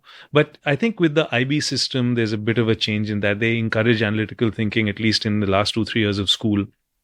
And more schools are switching to that. Perhaps the change is going to come, at least that in that end of school kind of level, by the fact, and this is only true for richer kids, by the fact that more and more people are going abroad. And what abroad is asking for, what universities abroad are requiring, is more analytical thinking. So you're going to have to produce it on the supply side. So maybe that's one way in which it would change, but I have to say that this is not an area of my specialization. Ajay probably knows more than I do. Yeah, as somebody that has been in the machine all my life of taking and teaching and courses and exams and all that rubbish, I have just become profoundly skeptical about the machine. That I feel what works in learning is reading and thinking and debating and exploring the world in a more open-ended and unstructured way. I think apprenticeships are a great method through which things are learned. I think whatever I learned well, I learned myself. And I think whatever good things I did for other people in their learning journey was more in an apprenticeship model rather than in the machinery of a classroom and exams and all that. So I'm just like very underwhelmed at the machine. I think we've tried to industrialize something which really should be artisanal. It should be proudly artisanal. Yeah, I mean, my thoughts are just going back to my teenage years in Delhi, where our home was a place where people would come and go. All kinds of people would come and go, not just for, for meals in the evening, but come and stay for like few days. It was very much an open house. And the kinds of people that I interacted with as a teenager in those years, who I had conversations with, were more sort of overheard conversations. Sometimes when you were not supposed to, you're supposed to be asleep, and then you'd hear all sorts of interesting things. Was a very important influence in, how I learnt things, the fact that you had these views, and views should be debated and you should respect other people's opinions. So not just the content, but the how of it were really important. I mean, people like, Arun Shourie and Manishankar Iyer and Farooq Dondi, the journalist, and Mrinalini Sarabhai, and all these sorts of people would come in and out of the house. And I had no sense of how rich my this sort of quote unquote education was, but it was as important, if not more, as any word I learned in school. So I think absolutely, I agree completely. Yeah, Arun Shourie, by the way, is one of my when I started this show, I had a list of 5 or 6 names that I have to have these people on the show. And Arun Shourie was right on top. And I got everyone else, but he keeps turning me down. So, I mean, if someone who knows him well is listening to this, kindly convince him. We can have a nice 10-hour conversation. Yeah, and if Valley Call is listening to this show, please find Akshay somehow. Yeah, when he was talking about his college years, when Akshay was talking about his college years, I immediately thought that if it was made into a web series now, not just a book, then you could have this fictionalized episode where he is looking into a book in a cafe and the waitress comes up to him and he looks up and he sees this valley call, which would be. Netflix would really be scraping at the bottom of the barrel if they were making a web series about me. No, I'll tell you something. Netflix is completely lost it in India, the kind of garbage they are commissioning simply because their whole thinking is ki Bollywood ke paas jao, not thinking outside the box at all. I think, in fact, Prime is doing a better job. So actually, if Netflix did a series on your life, and I would gladly volunteer to be showrunner, I'm sure it would be quite a success. But leaving that aside, so let's, as much as you are a lawyer, you also, at this point in time, then eventually ended up becoming an entrepreneur. So tell me a bit about that journey. Well, actually, becoming, I say this quite often, but becoming an entrepreneur probably extended my legal career by at least a decade, in the sense that I'm not a lawyer's lawyer. I enjoy the law. I love the law. I love the work that I did for a long time. But the sort of upbringing and the fact that I did a policy degree and I worked in policy for a bit, it was always there. And just if I had continued working, I worked with an English law firm for 5-6 years before coming back to India. If I'd continued to do that, I don't think I would have remained a lawyer. I would have done something different. What that something different would have been, no idea. But it was the fact that there was more to it than the the nuts and bolts of the daily job. There's no doubt that was a source of incredible sort of satisfaction and engagement, just engagement. I mean, the fact that very early on when we, I think we're talking about setting up Trilegal and all of that. Very early on, those parts of it, the firm building, institution building parts of it, was something that I'd really sort of was engaged by and gravitated towards, while enjoying the legal work. I mean, I loved, for many, many years, I loved the technical bits of drafting a complex, construction contract or a concession or whatever. And I enjoyed dotting my I's and crossing my T's and making sure the cross-referencing was done and all of it, which is part of the job, but I enjoyed it actually. But at the same time, we were, the firm was becoming bigger and we were doing more and more of management, and the kind of management that you do in what was essentially a startup, which is just building things and seeing what would happen, was incredibly interesting. I had no idea where it would go or what it would become, or that we were entrepreneurs. We didn't have these words really we set up right in the beginning of the .com bust, so not the best time to do it, but it probably gave us a little time to step back and think, and I wrote some policies. And who is we? We. So we there were 6 of us who set up the firm in the year 2000. So it's now 22 years. Rahul Mathan and Prem Ayappa in Bangalore, Karan Singh and Sridhar Gorthi in Bombay, and myself and Anand Prasad in Delhi. And the Trilegal came from the fact that we set up in 3 offices at the same time, and not the fact that there were 3 of us. There were 6 of us plus a few associates. And we did, from the very beginning, we had 3 offices, 3 cities. And I met Rahul Mathan first. Rahul was the quote unquote Indian lawyer on a transaction where I was the English lawyer when I was still in England. And both of us thought that the other guy was vastly more experienced than we actually were. So we were obviously playing a good game, talking a good game, but we were both 2-3 years qualified, and we'd been put onto this transaction that our bosses weren't particularly interested in. Small deal. And we talk on the phone and exchange notes and all of that. And at one point, India was playing Australia or Pakistan in Bangalore. And early internet, I couldn't get the score. And I picked up the phone, couldn't resist. I picked up the phone, called Rahul on the client's account, probably. I shouldn't be admitting that. And said, Rahul, what's the score? And that broke the ice between us. And then we realized that we were both a bunch of kids, a pair of kids with wet behind our ears who didn't know what we were really talking about. But a few years later, we closed the same deal together. It took a long time. We had to get the law changed, by the way, to close the deal. It was in foreign exchange broking, which wasn't recognized as an NBFC activity. So when we did the FIPB application, they said, "What is this?" And they said, "Foreign exchange trading." No, it's not trading. It's broker. Somebody wants to buy, somebody wants to sell. I'm the guy in between. And then it took us 6, 8, 10 months to get a notification to have it put onto the list so that an approval could be given. So anyway, brief aside. So when we were closing this deal, we both got very drunk here in Bombay in the either the Oberoi or the Taj. I think it was the Oberoi. And we said, "What are you going to do?" This must have been late 97. What are you going to do in the future? And I said, "Well, I want to come back to India. I'm not an immigrant. I want to come back to India and do something on my own." And he said, "I want to leave the firm I'm with and do something." And said, "Let's do it together." And we, in the spirit of our 17th glass of wine, we said, yeah, let's do this. And I went off to Tokyo to rejoin the English firm in Tokyo for a couple of years, and he carried on. And then, long story short, 2 years later, we set up. We continued talking. We got the other guys involved as well. Rahul broke off a little earlier from his firm, the firm that he was with then, set up. And we just, whatever little savings we had a basement in, which we called a lower ground floor in Delhi.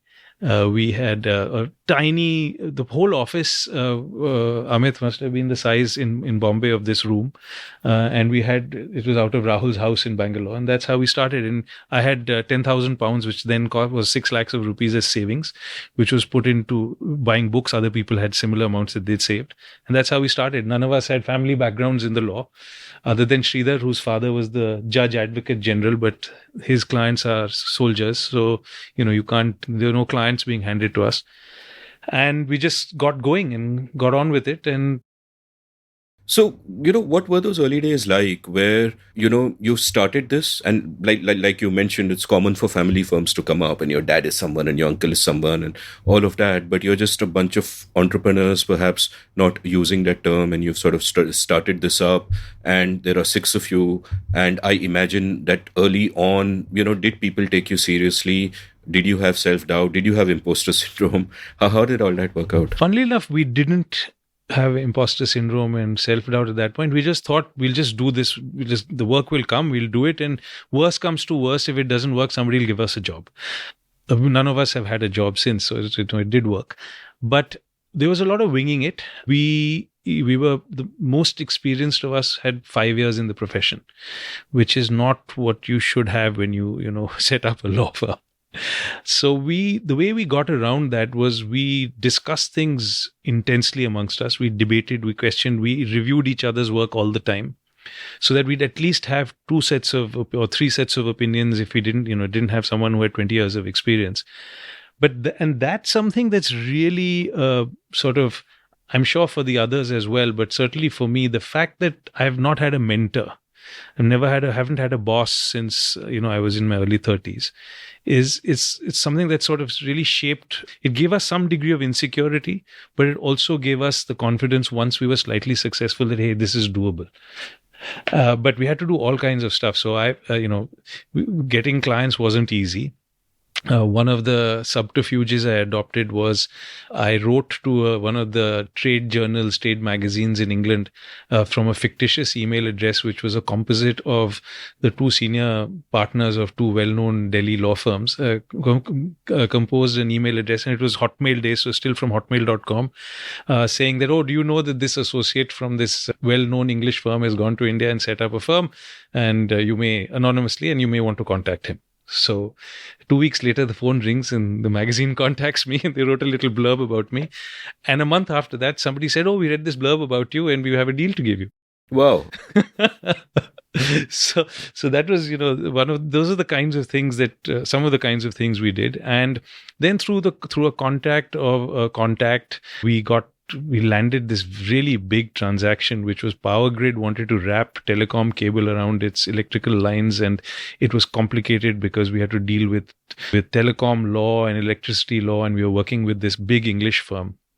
So this partner from this big English firm, a guy called Chris Watson, came and worked with us in our office for a week. And our office was really pokey, and we tried to get him to do all the meetings with us in hotels so that we wouldn't have to show him a miserable small office.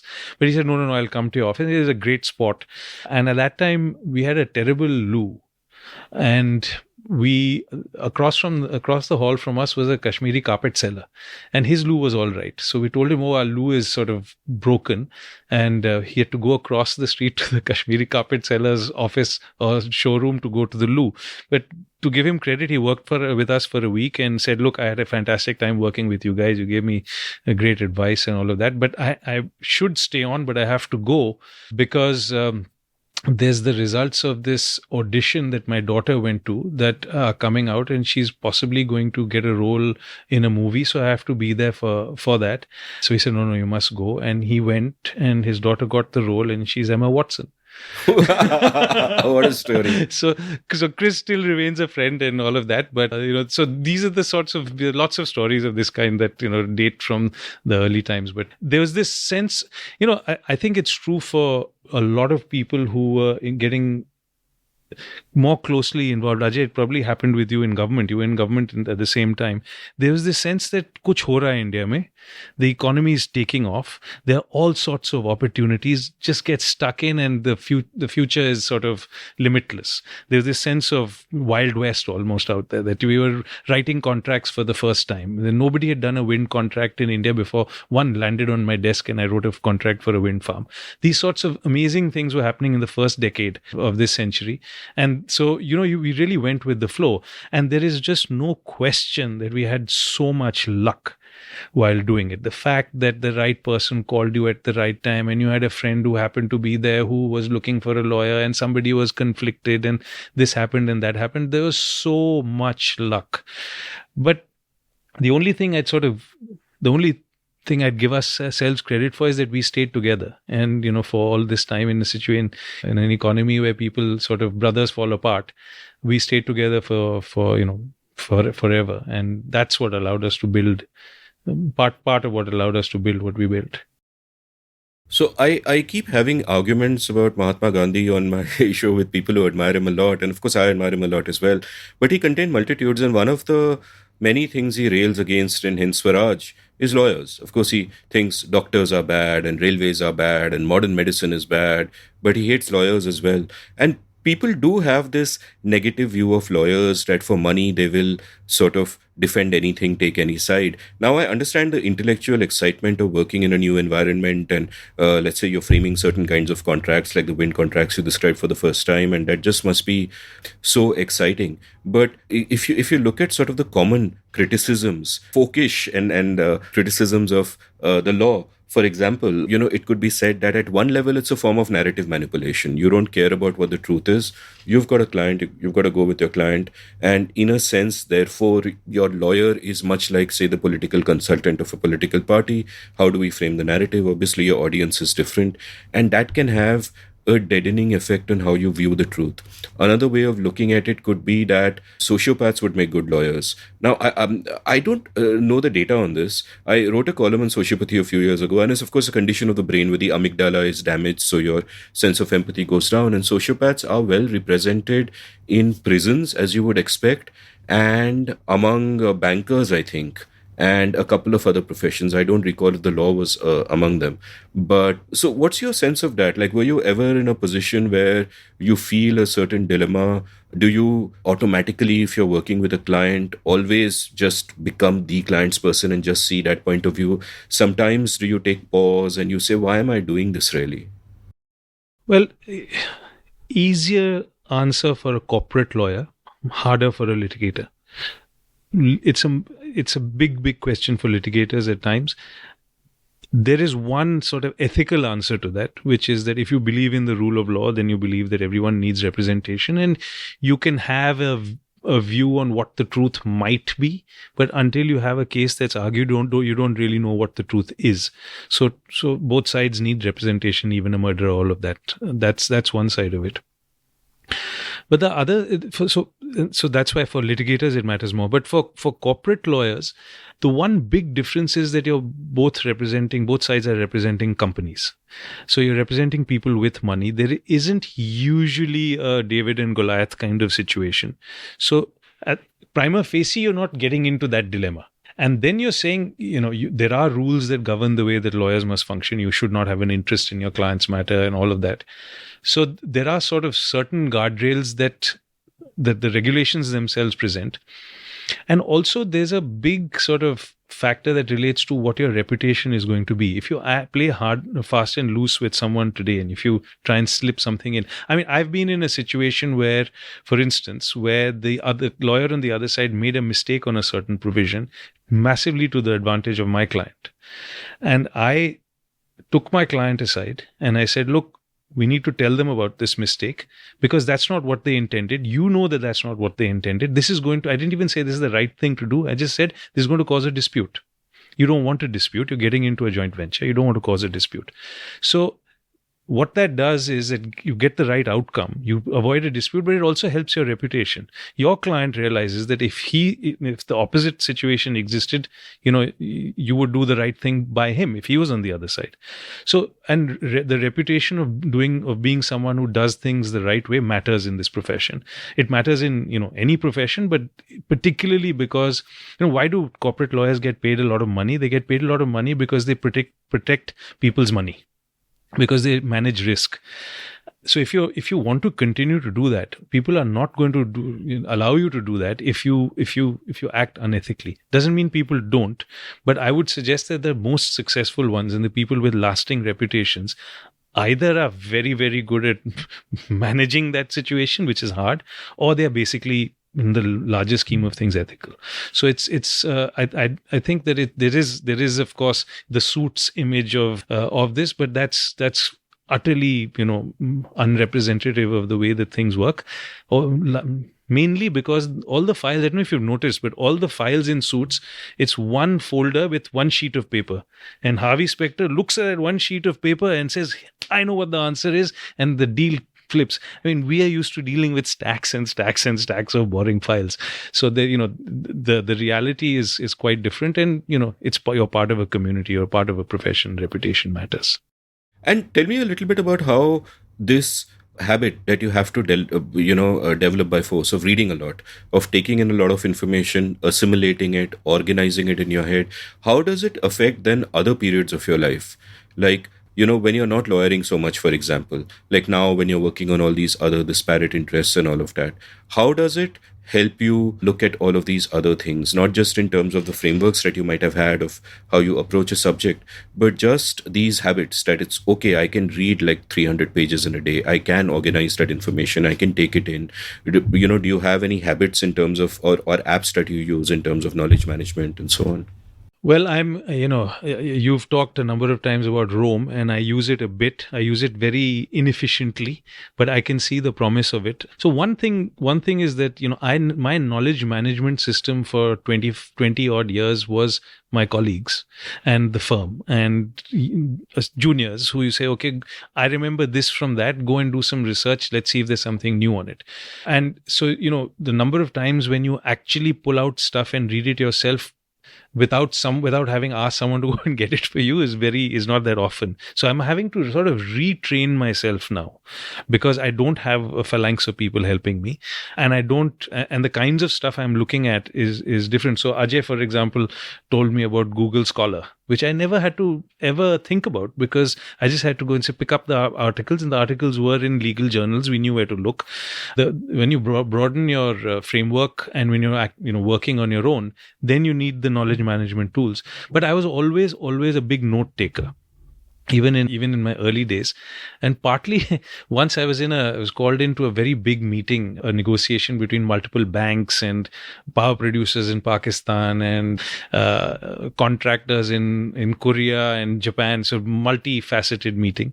And I was very happy to be called. I was very junior. I listened to the thing. I put up my hand, made a point at some point, and people nodded, and I was very happy. At the end of the day, the partner who I was working with, she said, "Okay, now Akshay, go back and just type up your notes for today's meeting." So I sort of looked blankly at her and said, "What notes?" So she said, "You weren't taking notes?" She said, "You think I called you in for the legal advice you're going to give at this meeting?" And from then onwards, I just kept notes of everything that I did. When I read something, I write on the margin. I do post-its. I don't have a great memory, so I have to find, tools and tricks to remember things. But I can see, and I'm recommending it to Ajay as well, I can see how something like Rome would be super, super useful because of the fact that it works basically like your personal Wikipedia. Yeah. Zome. Did I say Zome? That's because I was thinking of Zettelkasten, which Rome is based on. Yes. Yeah. So Zome is a complete game changer for me, and I'd also recommend it highly. So take me through this last part of your journey then. From Trilegal, the firm becomes successful, to where you are today. Like, you're living in Paris. How did that happen? What are your current interests, and what are you moving towards? Well, a number of things happened. One is that my interest in doing the day-to-day transactional work waned. I was not as interested in drafting the contracts. I particularly started dreading negotiations, especially negotiations on contracts, because you have the same people who are arguing in the same way about the same points. And I just feel like, putting my arm around the shoulders of the person and saying, let's go to the next room. These are your 3 important points. These are mine.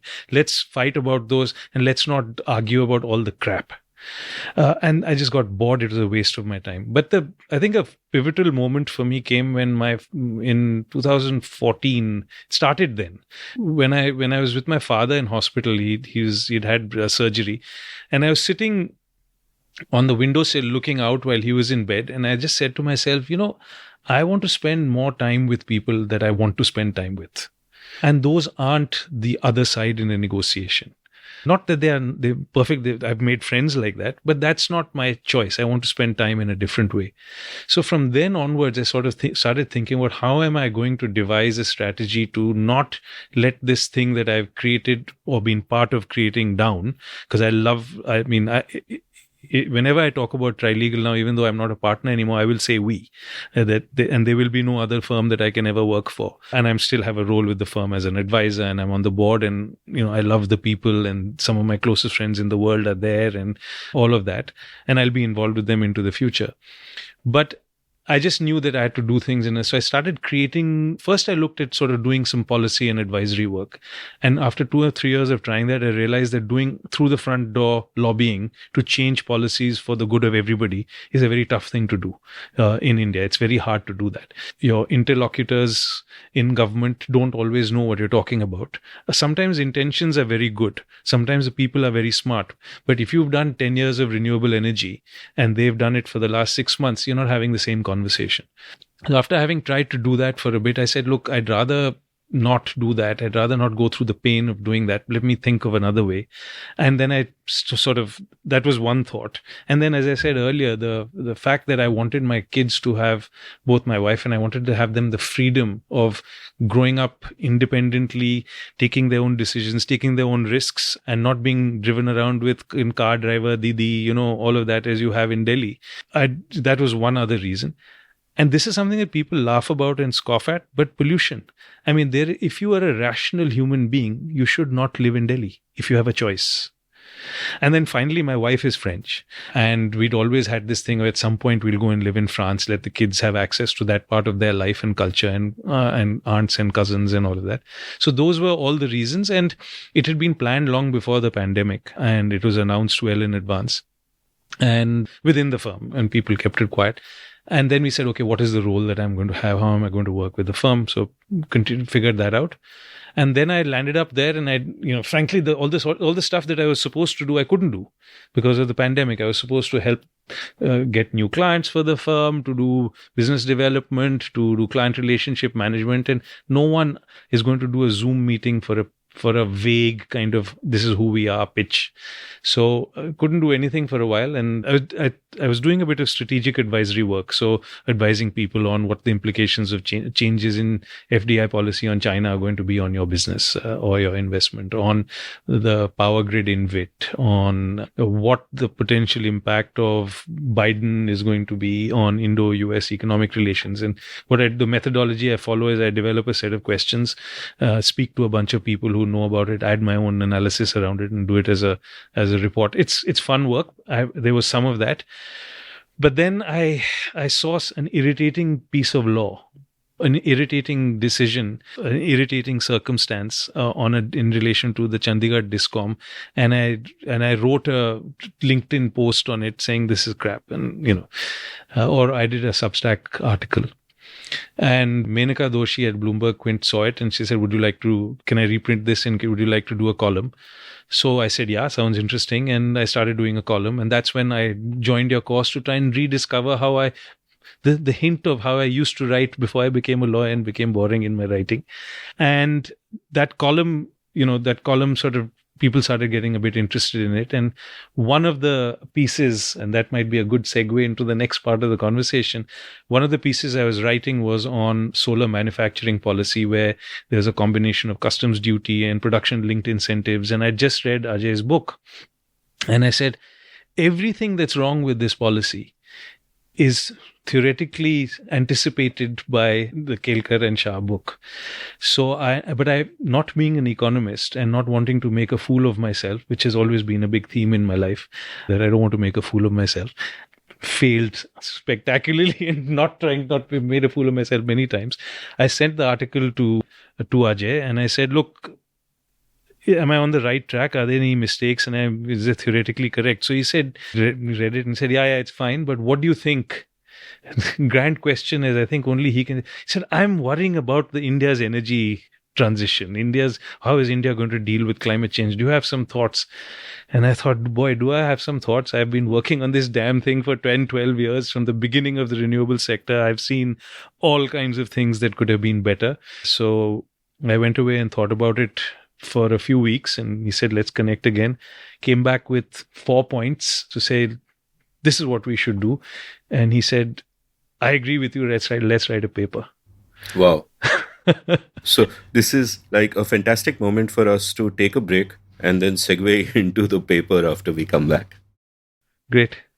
Do you want to read more? I've put in a lot of work in recent years in building a reading habit. This means that I read more books, but I also read more long-form articles and essays. There's a world of knowledge available through the internet, but the problem we all face is, how do we navigate this knowledge? How do we know what to read?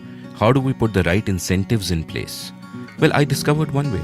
A couple of friends of mine run this awesome company called CTQ Compounds at ctqcompounds.com, which aims to help people up-level themselves by reading more.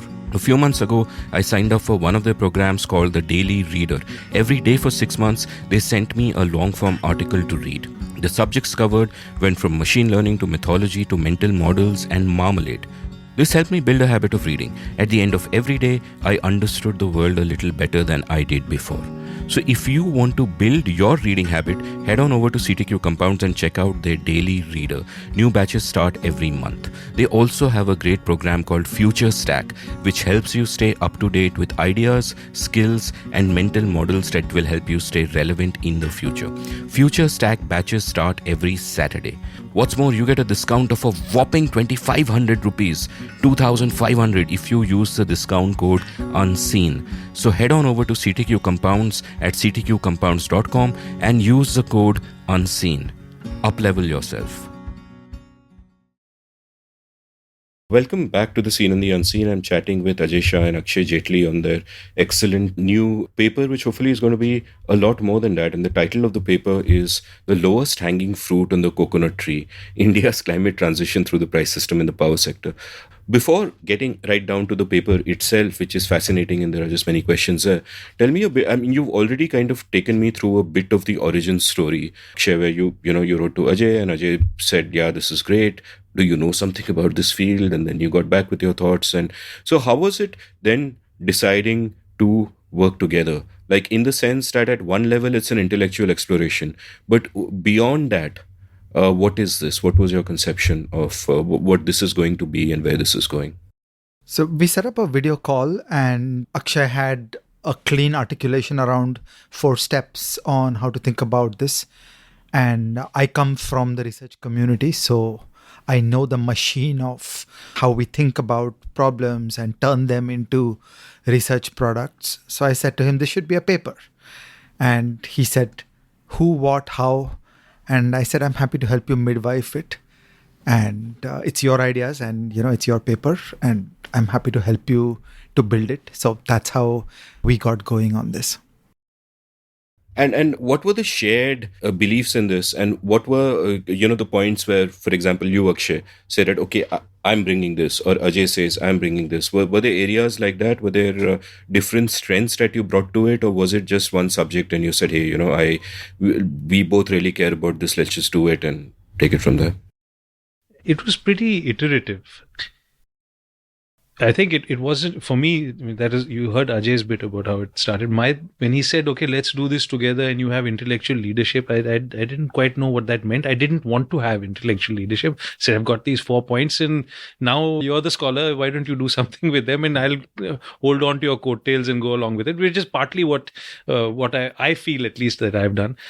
It was extremely gratifying. The whole process has been wonderful for me, and that initial period where just I had not gone away and thought as freely about a subject for a long time, because all the deep thinking that I was required to do was with respect to a very specific problem. And of course, you bring lots of divergent tools to bear upon that problem, but the problem is there's sharp boundaries, and you're using the tool of the law, right? So, and the tools of the law, so your question is sharp, and you know what the bag full of tools that you have are. Now here the question is vast, and everything is a tool potentially that you can, there are all sorts of things, disciplines you can bring to bear to deal with the overall question of how India should do an energy transition and a climate transition. So I went back. I basically dug into my own practical experience, and I have to hasten to say that I'm not an expert on climate change. I'm not an expert on even the electricity sector. I've just done a large number of transactions in the sector, in which I've acted largely for investors, or broadly for people who need risk management. And what is it that you're managing risk around? You're managing risk largely around regulation, around some market stuff, but basically around the huge, dense regulatory architecture of the electricity sector and the power sector more broadly, and the renewable sector specifically. And a year or two before that, I'd written a chapter in a book which was edited by Devesh Kapoor and Madhav Khosla, in which Ajay also had a chapter which was on the regulatory state in India and where that was going. And I wrote a chapter on renewable energy, talking about how it was like an oasis of lighter regulation within the more heavily regulated power sector, and why it was like that, why it needed to be like that, and why it was a good thing. So the instincts there were, without me having thought about it in that way, whether that this lighter regulation, this freedom of people to do things, the support from the state in the right kind of areas is a good thing, because I'd experienced that by doing all these transactions. But in doing those transactions, I effectively came to the conclusion that when I did the first wind contract that I did in around 2010, the 10 issues that I discussed with the lending bank as the 10 risks, if I were to get into a room today with someone, I would have the same 10 risks. The locus of that risk has changed. The degree of the risk has changed a bit. In some transactions or in some regulatory frameworks, there's a little less risk. But effectively, fundamentally, those things are still problems. So, and I'd advocated reform a few times, when I was trying to do the policy advisory work that I was talking about on behalf of chambers of commerce, going and presenting white papers to government saying, here are things you need to do, and this is what your investors are asking you for. This is people who are putting dollars on the table or not, or bidding higher on something because the risk is higher as opposed to bidding lower, or having a fewer number of bidders in a bid. And this is across not just renewables or the power sector, but across the infrastructure sector. We don't know how, we haven't understood at a structural level of the Indian state how private investors perceive risk and how capital flows then mirror the perception of risk. So this was sort of, having presented these white papers and on the same topics, when I got the opportunity to think more freely about this, I basically said, this incremental reform that even I've been advocating, saying, ye thoda acha kar do, do this, have a little more payment security. Why is all this happening? This is all happening because it's all controlled by the state, and the state does not have the right capacity to understand the problems or to be the right contracting counterparty or the right interlocutor for people who are doing business. So you've garnered this whole regulatory space for yourself, and you don't know how to manage it. So we have to. This is broken, and it needs to be broken down and fixed. So I came up with these 4 points. The 4 points were: 1, that you have to sell everything. 2, the biggest problem in selling everything is the political economy, and that's why privatization hasn't happened to the degree it has had. So, there is only one way to deal with this. You have to deal with this like you did for the successful Bombay slum redevelopments, which is pay everybody. Pay them in the form of a new flat. If someone's stealing electricity, give them a connection and give them free vouchers. But there's a bigger problem to be solved. So don't take a moral view, okay, wo chor hai aur usko punish karna chahiye. Pay everybody off. For that, you have to map very closely the political economy state by state, who are the winners, who are the losers, and devise a strategy to sell them, to compensate them. That is the second. The third was, in a privatized system, regulation becomes much more important. So you need to change the regulators. You need to, somebody coming out of a business school or a law school, the top law schools, they should want to go and be a regulator for 5 years, because the experience they get at a reasonable wage would be something that would get them a really high paying job in a law firm in 5 years' time, because that experience is invaluable. And thirdly, I took a very simplistic approach to say that unless you're going to bring down the grid, there should be no reason why any electricity transaction in this country should be regulated. If I've got a rooftop, you're my neighbor, I want to sell you solar power, I should be able to sell it to you as long as technical standards are maintained. Let the government collect 18% GST. If you want to buy power at 100 rupees a unit, what goes of your father? So those were the 4 simple ideas that I had, and said that basically everything is captured, that I think of as problems is captured as some aspect of this.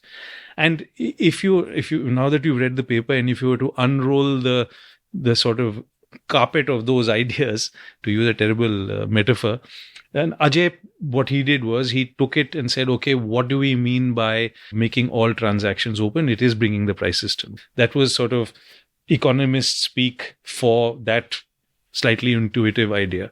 What does it mean to say that only regulate for preventing the grid to come down? It means regulate only for market failure. So you got our market failure, 4 points on market failure in the paper.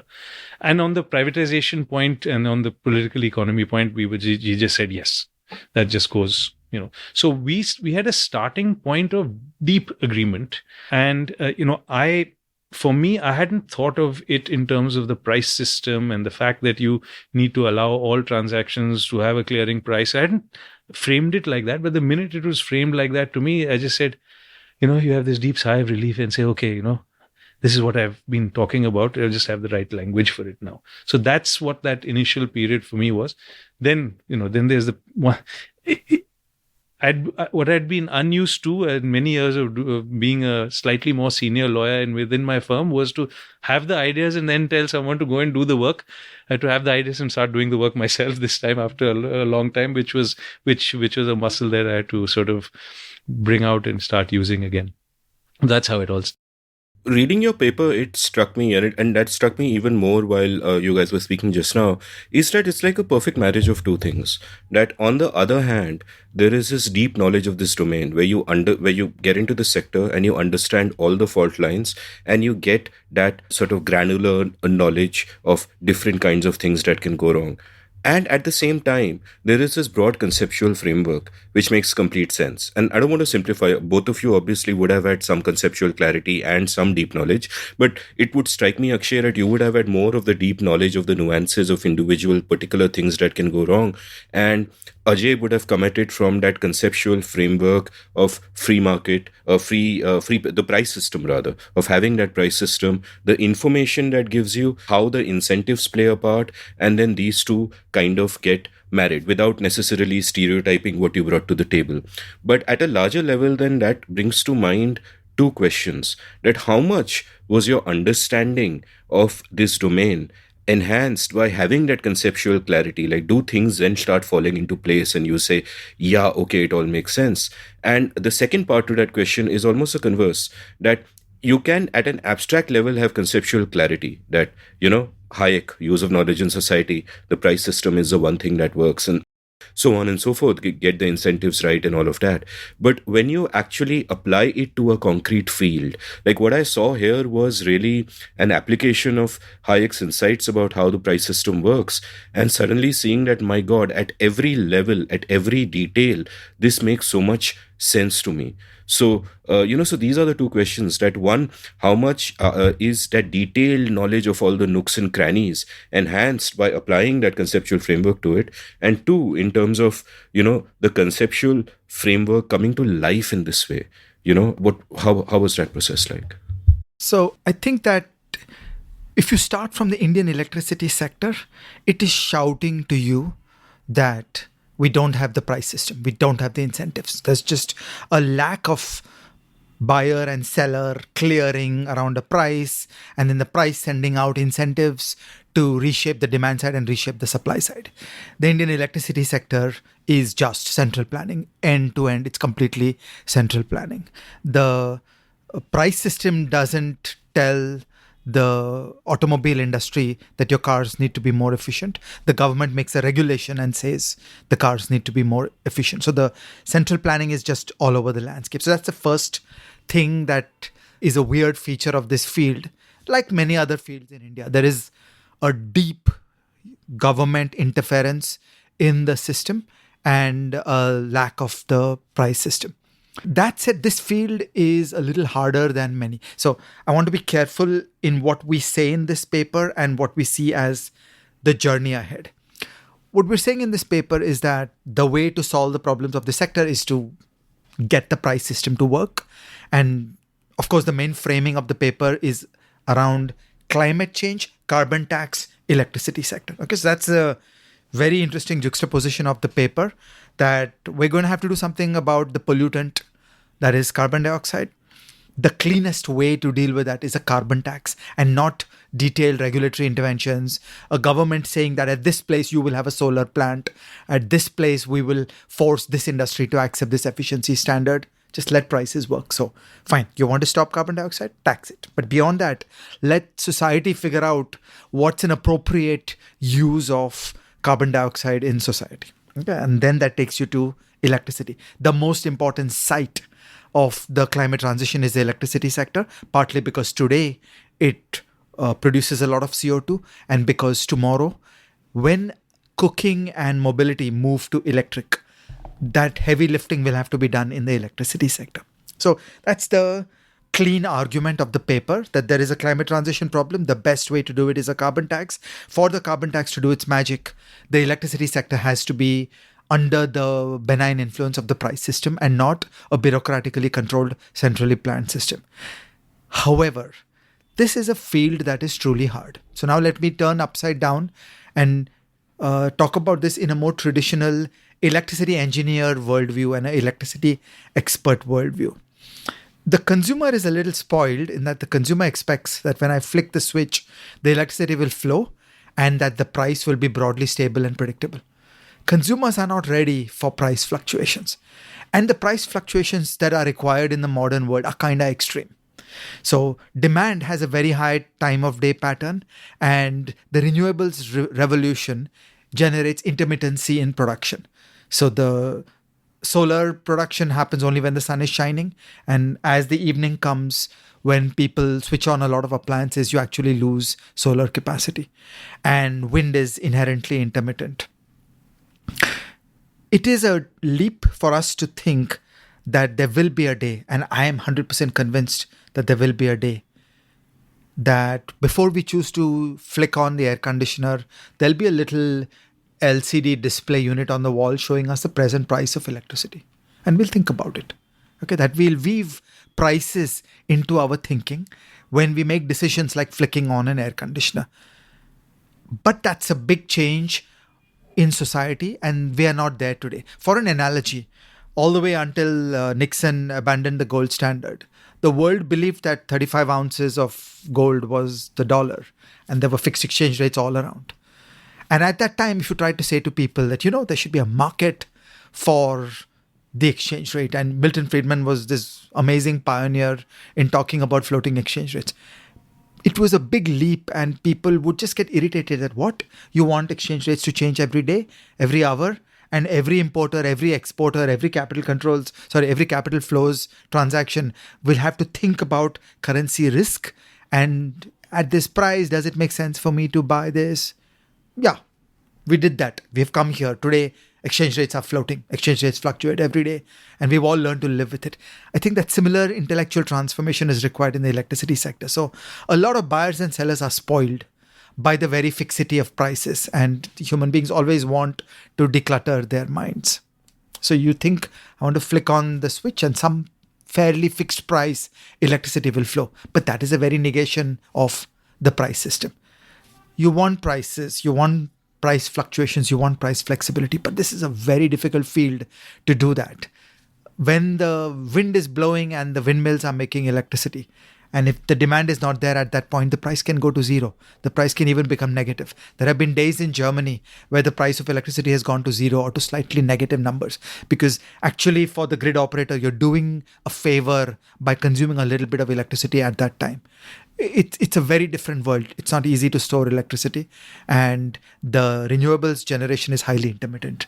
Just to butt in slightly at that point, I think that's the key difference in the electricity sector compared to any other commodity product, which is that you have to consume it as soon as it's produced. You can't store it. And one, that is changing. Two, you can still think of a system where you take that factor into account and design a system which is still largely functioning on the price system and providing technically for the fact that that there's going to be fluctuation in the supply of electricity into the system. What we are trying to do at a very high level over here is to say, okay, we understand that that's the case, but your thinking has been in the planning mode, and you've been moving incrementally away from that. What we are saying is your thinking needs to be in the price system, and you need to move as far away from that as is necessary to take into account the fact that this is a flowing commodity which has to be consumed as soon as it's created. So what we're trying to do on the basis of some strong intuitions, one about the way that the market works, prices work, and the second about what hasn't worked in the Indian electricity sector, to put those two together to say, how do we then start thinking about this in a very different way? And really, Amit, this is the beginning of a process for us. We are learning the details of how this whole transition could take place, but we're convinced about the direction, convinced about the fact that that's where we need to reach. And what's going to happen over the next year or 2 or 3 or 4, whatever is, we're going to learn more about this and figure out how we can then suggest something which is really concrete, which is grounded in the price system, but accounts for the fact that for the moment, we largely don't have storable electricity.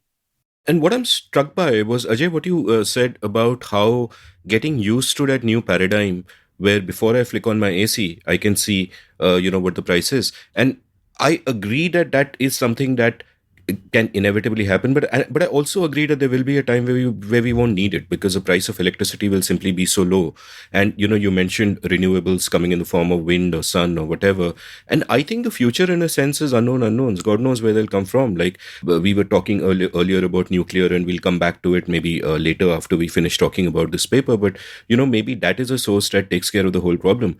But what I find illuminating in your paper is, how do you create a framework where in this future of unknown unknowns, in a centrally planned world, these unknown unknowns might just remain unknown, but where individuals have the incentives to go out there and to try to solve problems, there can be new and innovative ways of I want to push on the idea of technical change, innovation, and risk-taking. What happens a lot in government systems is that there is extreme bureaucratic and policymaker risk aversion. It's a filter that kills off a lot of the possibilities. Something very fail-safe is done, which is typically, 10, 20, 30 years after it should have been done. And that's the way bureaucratically controlled systems work. And, for instance, in the field of space exploration, there is a lot of criticism about the way a NASA approaches it. because they have to over design it, because they're a government, because they're a bureaucracy, because failure is not tolerated. Whereas the essence of this field is going to be innovation. Okay, so I have been an excited observer of the technological developments around solar energy and around energy storage over the last 10-20 years. What private initiative and innovation supported by state funding for R&D has done is nothing short of miraculous. It's amazing the kind of changes that have come today. If you had told me 20 years ago that this is what will be feasible standing in 2022, I would have said no way. It's beyond my wildest dreams. But that's what the great free market innovation machine does. That when there is a price system and there are profits to be made, people take risks. People invent stuff. People try 20 solutions. Many of them will fail. That's absolutely essential in our climate transition story. So the world is facing a big, hairy, audacious goal of getting the carbon out. We don't know enough about the world to centrally plan it. We don't know enough about low carbon technologies, about living in a low carbon society to think it through and have it imposed by any central planner, even if we were willing to believe that central planner is benevolent. So it's back to the fundamental vocabulary of having something that is designed versus having a process of discovery. What we need around the climate transition is that process of discovery. And that's the beauty of a carbon tax, saying I recognize that this thing is a pollutant and we will keep raising taxes until we get the right carbon trajectory. But after that, have a light touch and not try to have a government that is specifying the technical detail about how society is structured. Rather, let the energy of the capitalism do it. Let the financial firms do it. Look at the way venture capital and private equity has played in the transformative changes that have taken place in renewables, in energy storage of the last 20 years. That's really the template for how this story will unfold. So we should create that process of risk-taking, of making mistakes. There should be bankruptcies, okay? And no official is going to do that risk-taking where they put up some plant and then they went bankrupt. I'll give you a couple of examples. We talked a little bit earlier about not being able to sell you the electricity off my roof. But that's a bit of a rustic kind of example, but it's relatable. But it's slightly more sophisticated. There's you know that electricity is consumed in peaks and troughs, right? So there are times of the day where all the industries in a certain SEZ will turn on the switch on their processes. Now, in any industrial process, energy is used in a certain way. Some of it must be used at a certain time, but there are other processes which are basically sort of neutral to when that process works.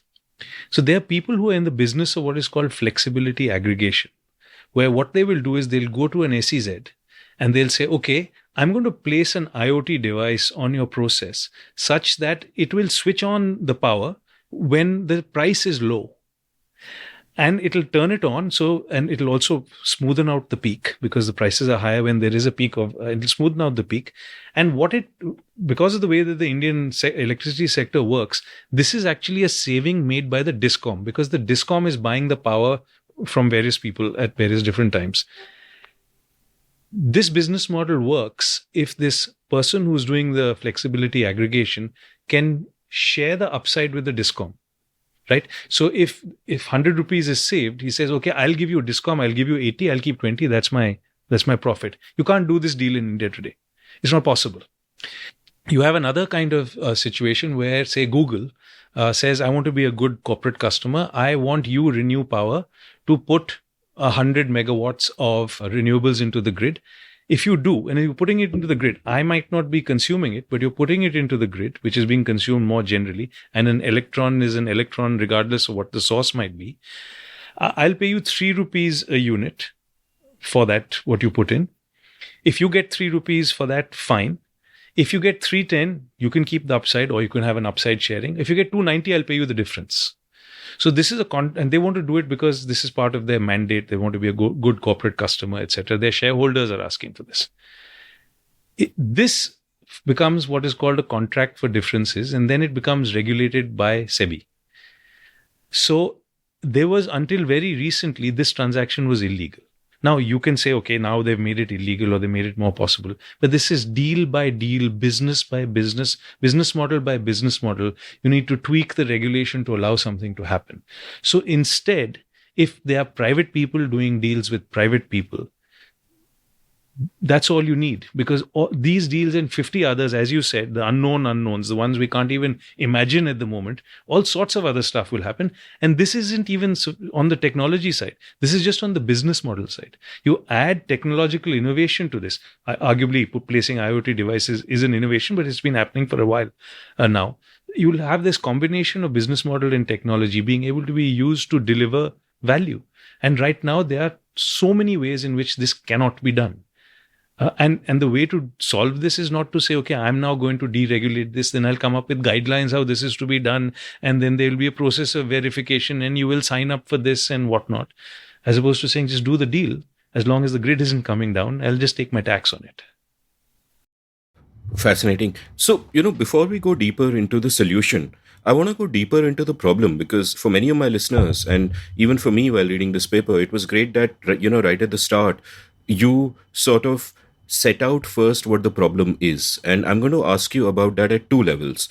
One is, tell me about the problem at the climate change level, at the global level, in terms of the push towards decarbonization. You've used in your paper all these phrases like COP26, COP21, Paris Accords, all of which kind of went over my head. I had to Google to figure out what's going on. So give me, a sort of a beginner's guide to this world of how people, international community is trying to mitigate climate change. And after that, we can talk about the scenario in India, what's wrong, the central planning, what's wrong at the level of discoms, what's wrong at the level of the incentives for the private players and how that changes because of the international environment. But first, I just want to understand that broader subject a little better, that, what are the efforts that have been made? You've spoken of our Prime Minister, making different kinds of commitments at different kinds of forum and all that.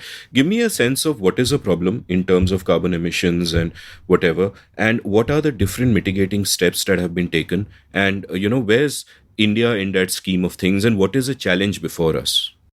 Well, not wanting to go too back into the past, but 1992 is an important date because of the Rio Climate Change Convention, where the world decided that this problem that everyone knew existed needed a concerted, cooperative international solution.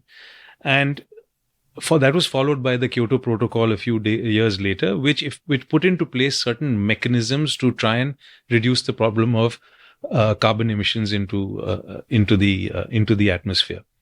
And there were financing mechanisms, there were cap and trade mechanisms that were suggested. There were various different types of mechanisms internationally that were suggested to address the issue. Now, that whole process, the COP is the conference of the parties. It's the conference of the parties of the original Rio Convention, and COP26 is just the 26th one, which we just had at Glasgow last year. Cutting a slightly long story short, there was an intense amount of negotiation that led up to COP21 and what's known as the Paris Agreement, where people said, look, we have to now arrest climate change at no more than 2 degrees this century, and we ideally have to do that. Ideally, it should be 1.5 degrees. And that, not only that, but that the world, that historically, and even at in today's levels, most of the pollution of the carbon has been generated by the developed countries, and it's not fair for the developing countries that they be asked to stop their path of development, the path of development that has led to wealth creation in the West, stop that in order to solve this global problem. So the burden disproportionately is falling on the poorer countries. So they came up with the principle of common but differentiated responsibilities in accordance with your ability, to say that this principle already existed, but it took the mechanism to say there will actually be transfers of technology and transfers of finance from the developed world to the developing world in order to make this happen. Now, the number that was talked about was 100 billion a year.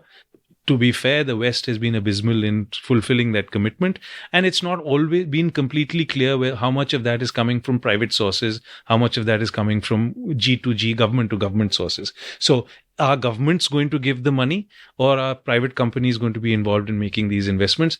My view is that this is not going to come from governments. It's going to come from private companies. And India is very well placed to receive a lot of these investments, because the dollar of investment that will come there will get you arguably more mitigation of CO2 in India, because it's cheaper than it would in the West. But we don't have an investable power sector, or we don't have a sufficiently investable power sector. So that's the link. But going back to the Paris Agreement, the mechanisms in the Paris Agreement that were put into place, as I said, haven't been followed through. So in COP26, renewed commitments were made to say we will come to net zero emissions by, the date has been 2050, by net zero emissions by 2050. And this was discussed even earlier in COP21 and following that. And to come in and to get as many countries as possible to make specific commitments in relation to getting to that. So that's where our Prime Minister went and said, we will do this by 2070, and we will also make sure that by 2030 that we have 40% renewable installed capacity, that emissions intensity is brought down by 40%, all of that sort of thing. So that's where the world is right now. Now there's this tension between the fact that there is this noble objective, which is an existential threat. Frankly, I think people should be having sleepless nights about this, which is what originally led Ajay to ask me the question to say, what are you worried about this? And so I said, yes. So that's where the world is at the moment. And what India's in this position where we have a reasonably decently growing renewable energy sector, although it's a drop in the ocean in terms of what we get in terms of international investment. To just give you one set of numbers, in 2020, and there'll be new numbers out for 2021. In 2020, it was the second best year ever for renewable energy investment worldwide, despite the pandemic. It's about 300 billion, 86 billion approximately in the EU, a similar number in China, and India got 6 billion of that. And this is not just foreign investment, this is domestic and foreign. So 6 billion is a big number, and we talk about how well our sector is doing and all of that, but it's a drop in the ocean in terms of what's happening elsewhere and what could happen in India. So we are well placed to get much more investment, provided we have a more investable sector. And that's where we are at the moment. And, as we proceed, I just, people keep sort of telling me to do episodes on climate change and all that, which I haven't done yet, partly because there's just so much information that I'd have to take in just to prep for it that I haven't bothered starting. But I'd just like to sort of point out my perspective on it, which I think you guys would broadly share, tell me if you do or not, which is that, number one, I, of course, have no time for deniers. Climate change is a real thing. It's caused by humans, and we have to do something about it. At the same time, I'm a little skeptical of some of the more alarmist scenarios out there, partly because they come from forces which are incentivized to be as alarmist as possible, and we have seen that alarmists of the past have invariably been wrong. So having said that, where is the line in between where I stand? I don't know, but my stance would be that it's, the climate change is real, it's going to affect us, we need to, do things about it. And I'm broadly optimistic that given the right incentives, that we are, resourceful and innovative enough to find our way out of it, and to get away from fossil fuels, as we have in the past. I mean, you look at the history of humanity, we used to rely on water for energy, on wood for energy, on coal for energy. At various things, you put the right incentives in place and you move away. So because of human ingenuity, no matter how real climate change is, I'm kind of optimistic. But at the same time, when we look at, the difficulty of getting these incentives in place, which is partly what your paper is about, that kind of makes me wonder and think about the urgency and the necessity to, get that in place right away. So broadly, would you sort of agree with my summation, which come from a non-expert place? I would like to put three things into this reasoning. The first is that I am very worried about the imprecision of climate modeling. So I think that we are all acting as if there is a truth and we are able to make good forecasts using modern atmospheric models that peer into 2050 and 2100. I feel that the state of human knowledge is much weaker than that. Also, perhaps because of nonlinear science, that level of future is unknowable. There is a possibility of tipping points of feedback loops developing. So As an example, a famous feedback loop that we should be thinking about is that a lot of the sunlight that's coming in the northern hemisphere because of the angle of the earth, a lot of the sunlight that comes in the northern hemisphere reflects off this ice. Now, when the permafrost starts melting, the color turns from white to either green or brown, and then it absorbs more. So once warming commences, the earth absorbs more, and that gives you a vicious cycle. It gives you a feedback loop that the warmer you are, the warmer you become. The rate of change of heating goes up. And the level of climate science is primitive when faced with this level of complexity. So as a card-carrying quantitative researcher, I am very worried about the level of imprecision of the global state-of-the-art models. We only dimly understand this. So the models are good and useful as illustrations. So just like you would not take macroeconomic modeling seriously, macroeconomic modeling is not intended to be used as a realistic, careful, meaningful forecast of what's going to happen in the next 10 years. It's illustrative. It builds intuition. In that case, we should be very worried because there can well be a class of events which comes together and gives us pretty bad dramatic change. Maybe not Hollywood movie versions, but pretty gruesome stuff. So that's the first point. I mean, I buy that, but just to sort of the models that we've seen in the past have often been wrong, and they've often been wrong to the extent of being too alarmist. They haven't actually been borne out to that extent by history. So now you have to think like a risk manager, that what are the scenarios we think about? What are those probabilities? Can we do things that will rule out really bad scenarios? Okay, we all pay a certain price. So, imagine there is an asteroid out there that's going to slam into the earth. We'd be willing to put in some amount of resource to buy insurance against that. Absolutely. So we should think of this field in that risk manager's way. And I just want to say to everybody who's listening that don't believe the climate models that you see because this stuff is too hard. And, it is beyond human and scientific genius to make precise claims about 50 years out and 100 years out. These systems are too complex. My second point is I agree with everything you said about incentives. And those incentives are created and shaped by states. And that's where we hit the problem, which is that there's a free rider problem here. Any one country finds it efficient to emit, and it is monumentally difficult for all the countries of the world to agree. There's an incentive for every one country to cheat, and it's hard to find enforcement mechanisms that will bring people together. My third concern runs on climate mitigation. So let's play the game that we've lost the game and the temperatures have started going up and the seas have started rising and climate patterns change substantially.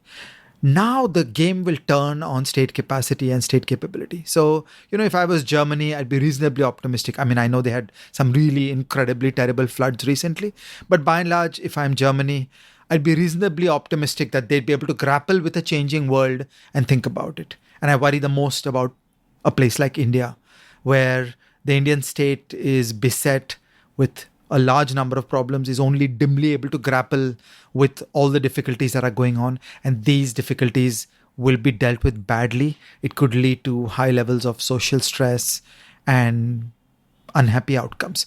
I worry that significant parts of India will become outright uninhabitable.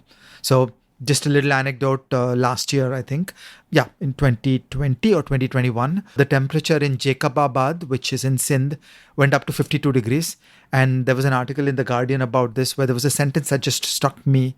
The sentence was that this is like a lockdown, that nobody steps out of the house when the temperature goes to 52 C. Well, we should worry about parts of our, the Indian interior, the Hindi heartland, where under conditions of a significant increase in global temperatures, we will get heat waves, we will get the destruction of economic activity comparable to a lockdown when those heat waves happen. The present distribution of population in India is shaped by the benign climate of the last 5,000 years. When climate change takes place and the patterns of rainfall and peak temperature change, we will really be down to only one answer, which is population movements of hundreds of millions of people. And that straight away should set off alarm bells that given the difficulties of Indian society, we don't have a working land market. People will be stuck to the land because they won't sell the land. There'll be refugees. The recipient states will have nativism. So juxtaposing the welfare consequences of significant climate change upon Indian society and the weaknesses of Indian state capacity is not pretty. So this is why this field is important, and we should apply our minds and think about how best to play this.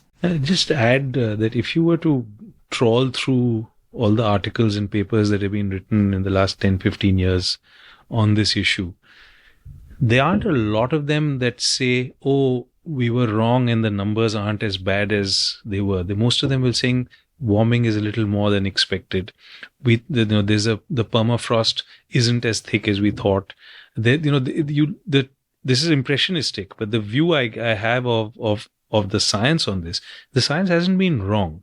And that's one point. And linked to that is the fact that it is an existential threat. It's not that if we get it wrong, then we'll pick ourselves up and we'll do something. But the stakes are too high in some ways for us to take a more optimistic view of what the 95% of the scientists in the world are saying. I would take a more pessimistic view of that, because it will pay to be risk averse.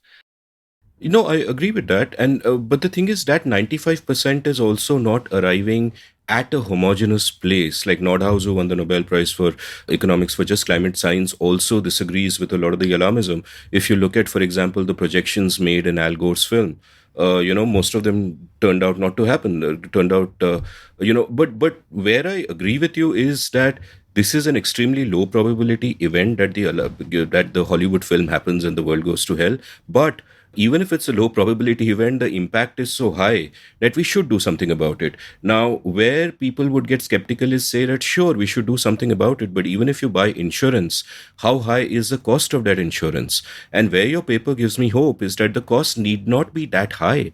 You put the right systems and incentives in place, and we should be moving out of fossil fuels anyway, right? Regardless of alarmism or not.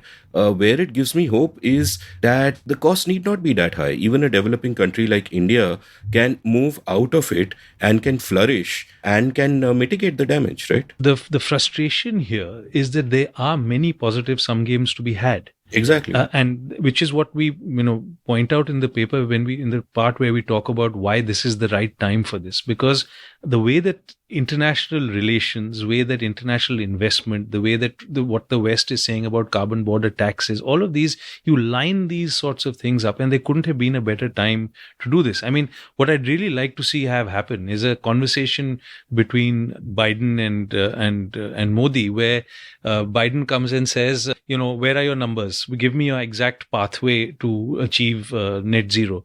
And Modi says, but you haven't given us enough money for this, because you haven't fulfilled your commitments under the climate accords. And Biden says, oh yes, but we'll give you money, but you reform your power sector to electricity sector to make it more investable. And Modi says, yes, okay, we'll do it. Because these are all good things for everybody. This conversation is a good conversation to be had at some level. But that's not the conversation that's being had for a variety of reasons. And that's a whole other story. But what we should be doing is to say, and because it's beneficial for our power sector itself, and we've talked extensively, and everybody's talked about how much debt there is in the distribution companies and how bankrupt they are, to sort that problem out is a good problem, irrespective of the climate transition. But it also makes the climate transition more feasible. So this is a virtuous cycle that we need to find a way to spin into. And we are failing to do this because we are still captured within the concept of doing this within the state system. So let's dig deep into that then and double click on the state system. What is wrong with the way the electricity is organized? I mean, the third chapter of your paper lays this out in absolutely tremendous detail. So tell me a little bit about, what is the scene now? What is, one, there is a mindset problem, the whole central planning thing that the state has to control everything and so on and so forth. But going a little deeper, what are the different variety of problems that we are faced with? He will have a better narration about those problems in a practical way. In a more conceptual way, I think two things. The first is that the central planning is the problem, that the Indian electricity system is largely controlled by officials. There are bureaucrats, there are officials who make a vast amount of resource allocation decisions, who make decisions pertaining to products and processes. And there is a lack of a price system. There are no prices that fluctuate. There are no price signals. risk taking doesn't happen, entrepreneurship doesn't happen, because everything is controlled by the MyBap. That's one way to think about what is broken. And the other element to think about what is broken is that there is this great streak by the government where electricity gets sold to different people at different prices. And that's just a fundamental flaw in the arrangement. There are people who legally get electricity for free. There are people who steal electricity and the government acquiesces. In the paper, I think we have an example of Tamil Nadu where there are 22 different prices for electricity. And that's just no way to get a sound resource allocation. So there's just so much redistributive politics that has been tied into the electricity sector. The electricity sector has become the land on which the redistributive political fight is being played out. And that is very detrimental to the possibility of a sound resource allocation in the electricity sector. So there's this mixture of government control and then the abuse of government control for political ends. I mean, hypothetically, if the government controlled the bread industry in the same fashion, you'd have had the same bad outcomes. You'd have 20 different prices of bread. Bread factories would be inefficient, and there would be 500 bureaucrats all over the country who would be the thinkers on bread, and they'd be thinking more centrally planned solutions to the problems of bread. Yeah, and it stems from the fact that, we've done some reform. We got a new act in 2003, which basically unbundled transmission and distribution and generation, put them into different government-owned companies, and then said, okay, private guys, please come and generate electricity. So we bolted on private generation to effectively a state system. But who am I selling to? I'm selling to a government company. There are few that are now private, Delhi, Bombay, Calcutta, and one or two others. But they are basically the vast majority of them are owned by the government. They are busy fulfilling redistribution through subsidies which go through the distribution companies very often, or they are supposed to be funded by the state. The state doesn't fund them. And then the state the state doesn't fund them. The distribution company will still give the subsidy, but it won't pay the guys who are supplying power to it because they are not voting, right? So that whole structure, the argument there is to say you want to pay a subsidy. That's a perfectly reasonable redistributive goal of the state if it wants to have it. But don't make the distribution company do it. It's there to produce power and to sell it and to make money, even in the public sector. But the idea that electricity is a public good somehow, that it should be given for free, is what still permeates over here. That's one. The fact that that's what makes them bankrupt. What makes them bankrupt, it makes them a bad contracting counterparty. They cannot give payment security.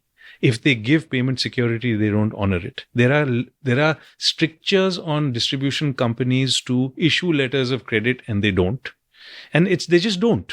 So what's the consequence to a Babu if they don't do that? In any case, it's not the Babu's decision. The Babu is being told by someone higher up the chain, don't do this. There is a state today, which I will not mention the name of, where many people have not been paid on various contracts for months. And now people are being paid depending on what kind of influence they're willing to wield in a state that should be doing a lot better than that. Now, why is this possible? It's possible because that company is owned by the government. If that was a private guy, that would never happen. Then you have a situation where the contracts are handed down. So a Discom in Maharashtra, not in Bombay because that's private, but MSEDCL wants to procure power. It will, say, 200 megawatts of solar. It will put out a tender with a contract. The contract is sitting there. You don't have the chance to negotiate it. And the risk allocation in the contract is what some set of Babus have decided it's going to be, which is obviously going to be risk averse for the government. Not only because they believe that we're doing you a favor by doing this, but also because if the terms of that contract are more balanced, they feel that questions will be raised internally saying, ye kaise kar de? You've been bought out by the private sector. So your contract terms aren't fair. Even where there is a contract term that is in favor of the private guy, there's a change in law. There's suddenly a GST that comes in. The GST that comes in now down the chain is increasing the price of power that this guy, what it's costing him to generate power. that entitles you to go and claim relief and get a higher tariff under the contract. But that will be contested, it will be litigated, sometimes all the way to the Supreme Court, because again, there is no instinct to honor contracts, and there's a fear that vigilance will come after me if I pay out money. So, you have this whole series of issues which all then, and this was sort of my learning process in saying, okay, the system itself needs to change and we need deep privatization, is that you trace each one of these issues back, and it comes from the fact that there's either state bullying or there's lack of incentives to do the right thing, whether it's to draft a contract which has got a good balance of risk. Take land, for example. If there's a contract with a state entity, the state entity is much better placed to organize the land than a private guy who's to go and get commissions, approvals, hua, nahi hua.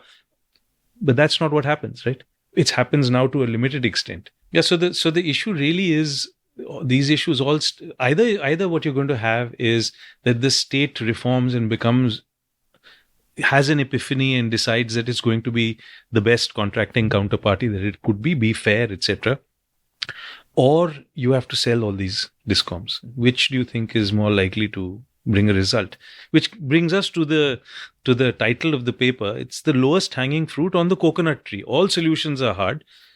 This is possibly a little less hard. So a couple of things strike me. One is, I don't know which state you had in mind, but I saw a couple of news items over the last 2 days, and we are, of course, recording this on Feb 18th. It will broadcast a long time later, I think, but still. But a couple of news items recently. One is Amit Shah saying while campaigning in UP that, hey, if we come to power, free electricity for farmers for 5 years. And the other was Punjab, just the day before, berating Amrinder Singh and saying the reason that you guys don't have free power is that I told Amrinder give them free power, and Amrinder said that no, there are contracts we have to honor with all these people, and that is why you don't have it, as if it is a bad thing to honor contracts, which kind of blew my mind.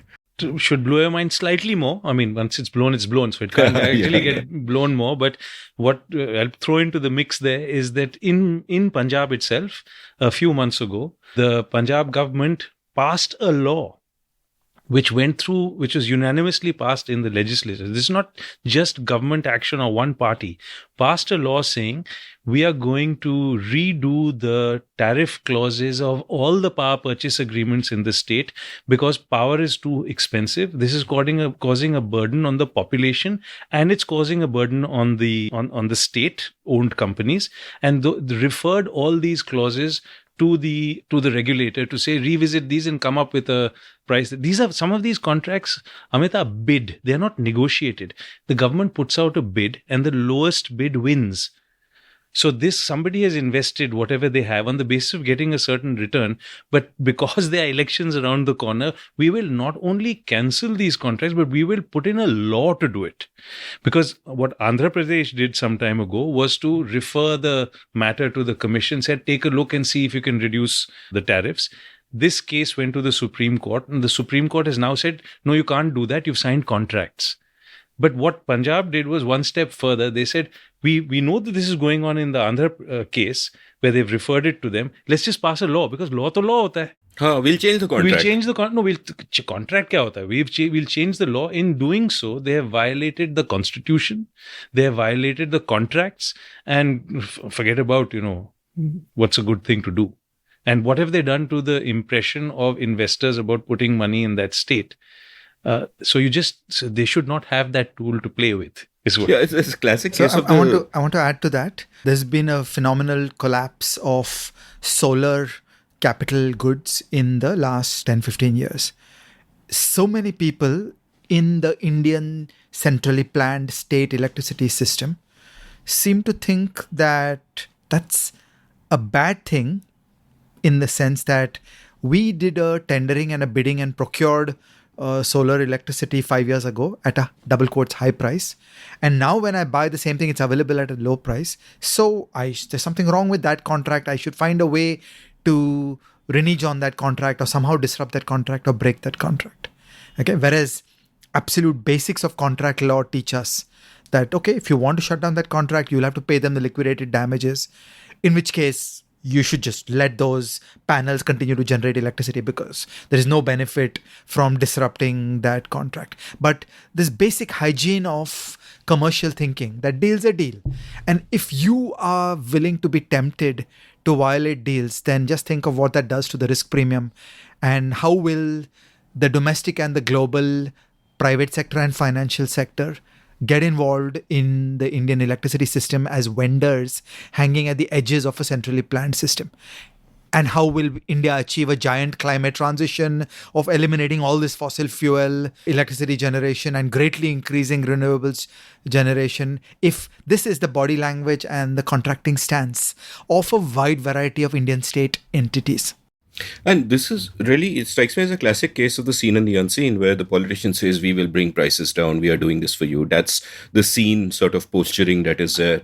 But the unseen effect is the incentives. Like, you've, I think, given a bunch of issues which Discoms, some of which you summarize right now. For example, Discoms will have bidding conditions that allowed private power producers to not price the escalation of coal prices into their tariff bids, leading to power producers defaulting on their supply commitments when coal prices went up, as it's not rational for them to produce it anymore. Again, quoting from your paper, little things like what you mentioned about land, that whatever permits and consents and all that has to be done, they will leave it to the private player. They won't do it themselves.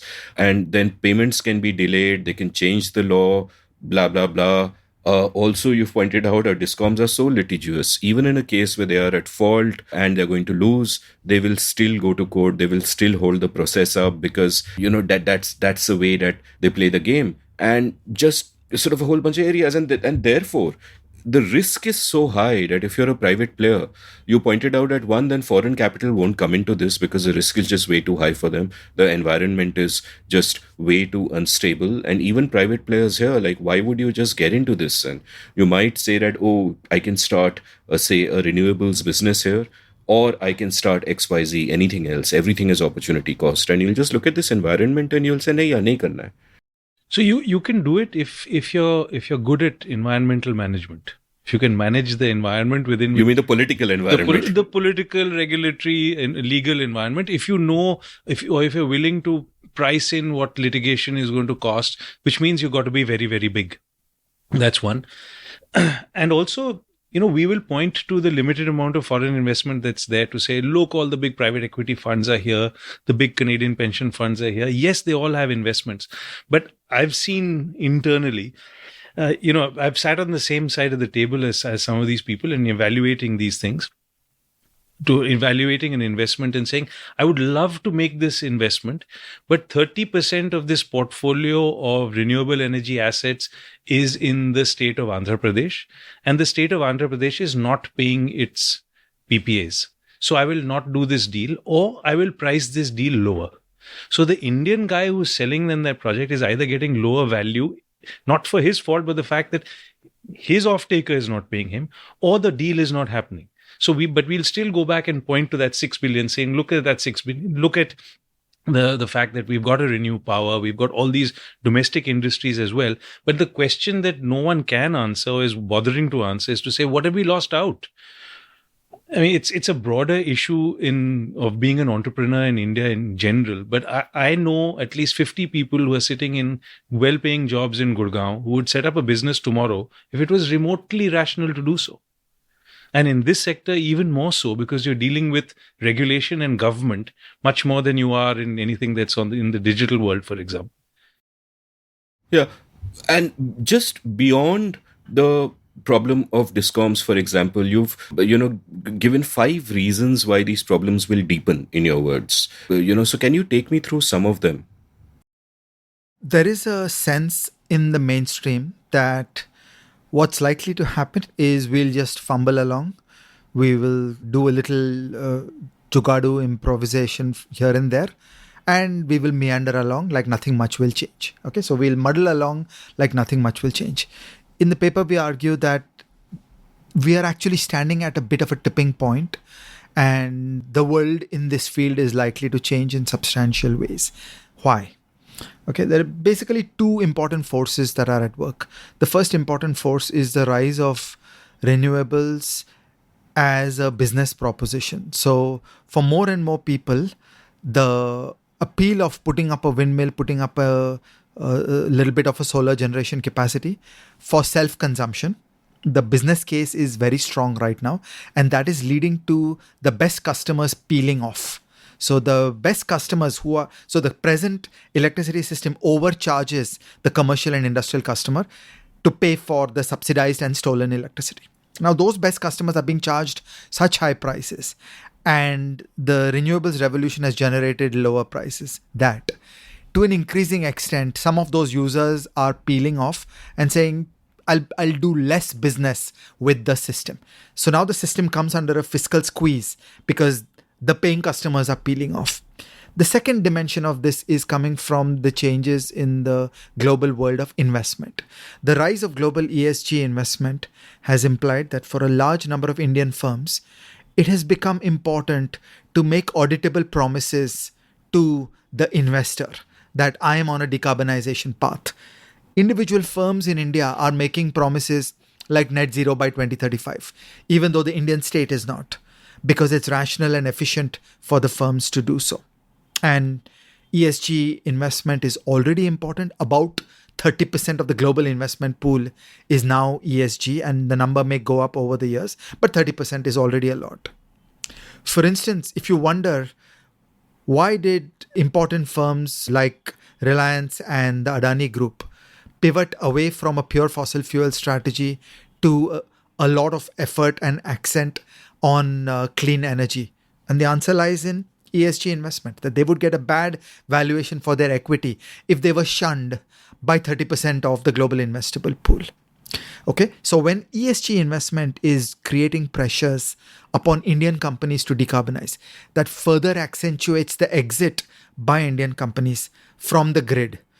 Partly the Indian company will try to say to the grid, I need you to give me auditable, renewable electricity. And the grid will say, I'm not equipped to do so. That's not how I think about it. I think electrons are fungible. Don't bug me about where I'm getting electricity from. Then the Indian company, the C&I user of electricity will just say, okay, fine, I'm going to go do my own renewables thing. And they will peel off. So these are the two pressures, that charging high prices to the C&I customers to run across subsidy system has created conditions where in many cases renewables are attractive. And the second is the ESG world is pushing the Indian private sector to systematically seek renewables energy. The two forces put together are hollowing out the revenue base of the Sarkari system. And the Sarkari system will come under hideous fiscal stress as a consequence. And just to add a bit to that, you've got for example, Coca-Cola will require all its vendors to sign up to a sustainability pledge about where they get their electricity from. So the buyers of products in the West, in particular, and increasingly in India, will want something to be certified to be green. Now, that certification will lead to somebody coming up with a set of standards and somebody measuring whether that product is green with respect to those standards. Initially, it'll be imperfect. Some people will fudge it, but that system will improve, and therefore you will have to. So, and people will make promises to their shareholders that we will make sure that everything we buy is sustainable. And then, another thing that we talk about in the book, which is in the paper, already saying book, because that maybe that's something that we should do at some point. But there's another thing that we can expect to happen in less than 5 years from now, is that countries, especially in the European Union, bring into place a carbon border tax, where if you're not green energy, if your goods of a certain kind, steel or that sort of thing, not produced with green energy, 20% tariff, which makes you uncompetitive. So people are already anticipating that and pivoting away from that. But query how many people can actually do that. The big companies in India will be able to do that. Some of the smaller ones will wither away. So, there's a very complex set of circumstances that you put them all together, and it's almost like a perfect storm. And you've pointed out that over the last 3-4 decades, people have tried to actually change the system, but there have been incremental changes in, localized ways and not fundamental enough. I'll just quote this para from your paper where you write, why has considerable policy activism and investments of significant political and financial capital not delivered the desired results? The problem is at the core, a government-controlled centrally planned system. Government control transmits the limitations of state capacity into the working of the industry. The growing complexity of the Indian economy requires subtle judgments that vary by space and time. on the production and consumption of electricity. Centrally planned systems lack nuance, and single national solutions fare poorly at many places and times. And later, there is a key line which sums it all up, where you say policy influences society by reshaping the incentives of private persons. Stop quote. So let's actually sort of get down to what you are suggesting. Like, what is your recommendation for changing the system, price system, complete privatization, and having a carbon tax as a key lever that, drives everyone's incentives are sort of the three fronts of it. So tell me a little bit about each of those and how, paint a picture of how the system would then function. So you start at the problem of the climate transition. We consider it inevitable that there will be a time where India has to get more worried about carbon emissions. Prime Minister Narendra Modi has promised that India will come to net zero by 2070. Net zero is actually a pretty hair-raising promise. Zero. Zero is a very small number. It's net zero. It's not a low amount of emissions. It is on net, no emissions. So it's staggering to think of this landscape without fossil fuels, without coal, without Yeah, but I can imagine products. a comic strip on this, that Biden comes to Modi and says, give me a number. And Modi says 56 inches. And Biden says, no, not that number. Give me a better number. And then advisor whispers into his ears and he says, okay, net zero by, when will I be dead by? 2070. It's easy to do, right? Sorry, continue. I couldn't help that. Yeah. So India will come under pressure and will need to figure out pathways to reduction of carbon emissions. Well, how will that happen? At present, the paradigm is government will order this and order that. So there'll just be a whole bunch of centrally planned instructions to various industries. Well, that's very expensive in terms of welfare. The overall cost of adaptation for the economy will be high. That any centrally planned system imposes a higher cost to get the same job done. We argue that the way to get that same job done is a carbon tax. So yes, you want to bring down carbon emissions, tax them. And let the private sector figure out the cost minimizing places where you can emit less carbon. So we have no doubt that there are pockets of society where it is incredibly efficient to use coal. They should do it because they're willing to pay more for the coal even after a reasonably high tax rate. And they should do it. And there'll be other places where people will say, at this price of coal, I'm better off changing over to something different. And so all over the country, these local decisions will be made in terms of production and consumption and how the economy works. And that's our argument in favor of the carbon tax. So that's the first element. The second element is the electricity system. When we tax fossil fuels, cooking and mobility energy requirements will come into electrical solutions. So the demand for electricity will grow and the overall electricity sector will need to become large. And the electricity sector is an important emitter of carbon dioxide. The same carbon tax will need to play through in terms of reshaping the resource allocation of the electricity sector. And the beauty of this approach is the carbon tax simultaneously fixes both supply and demand. A lot of present thinking in the electricity sector in India tends to be supply centric. We kind of think demand cannot be touched. Demand is inflexible. Demand is incapable of thinking and adapting. No, it's a question of price. That when prices fluctuate by space and time, this will create incentives for people to change their behavior.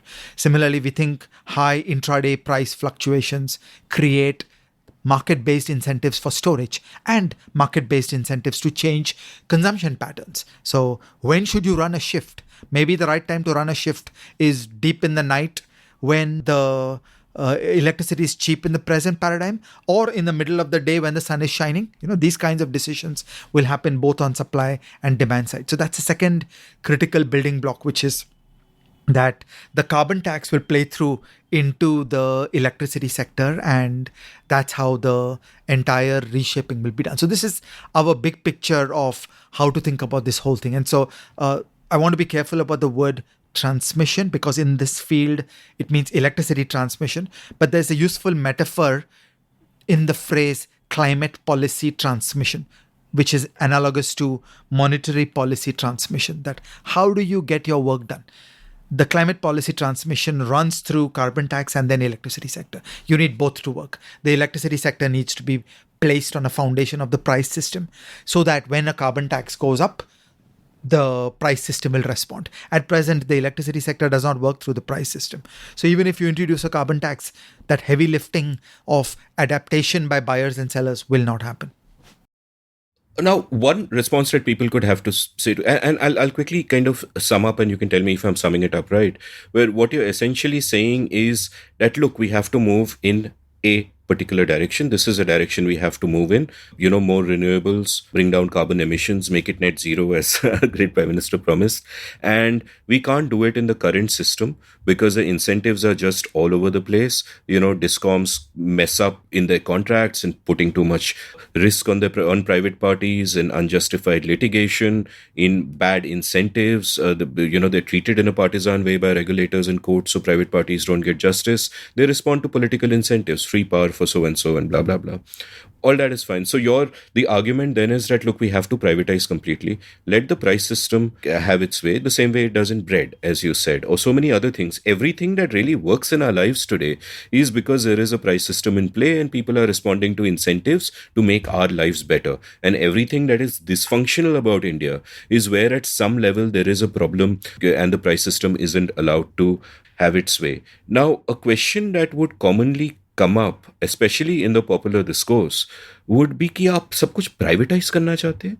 That won't greedy capitalists and come in, and the Adani and Ambanis come in and charge insane amounts of money, and it is okay for the elites and all of that, but you're basically handing the company over to the corporates. In some sense, some of the criticisms which were raised against the farm bills, which we had a very popular episode on, how does one tackle that populism? I think at the first level of winning the battle is not so much a question of winning it in terms of persuading policymakers and politicians, but winning it in terms of winning the popular narrative, because that itself sets the incentives right then for the politicians and the bureaucrats.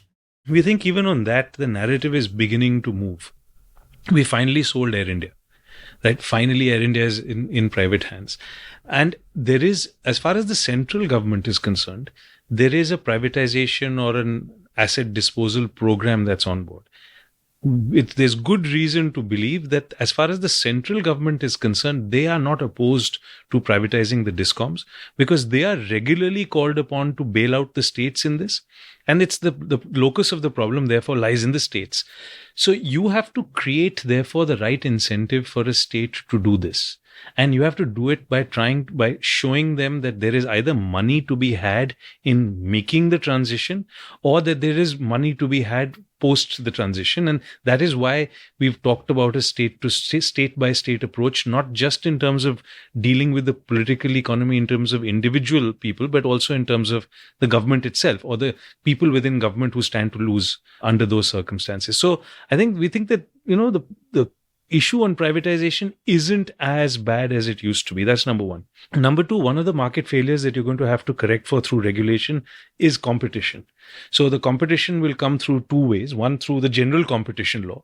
And secondly, a new regime of regulation that you have for electricity in a largely privatized world will also have some amount of competition control done through it. I mean, that goes into a very complex issue of the overlapping powers of regulators. But in some areas, it's good to have overlapping powers of regulators, because on the one hand, you've got deep sectoral knowledge about how competition plays out in this sector. On the other hand, you've got the general principles of competition and, how that should work at the level of the economy. So a little bit of competition regulation, if you like, is possibly not such a bad thing. So that's the other answer to that. But it is still a coconut tree. There's no question about that. I want to add to that. It does not have to be a monolithic industry with two companies. The bottleneck is rule of law and the behavior of the state system and the regulatory capacity. So when regulators have arbitrary power and are capricious and the rule of law is absent, then for a smaller firm, this is a deterrent. For a foreign firm, this is a deterrent. And then we end up with a collapse into a small market with a very small number of players. So again, the machinery of this paper is key.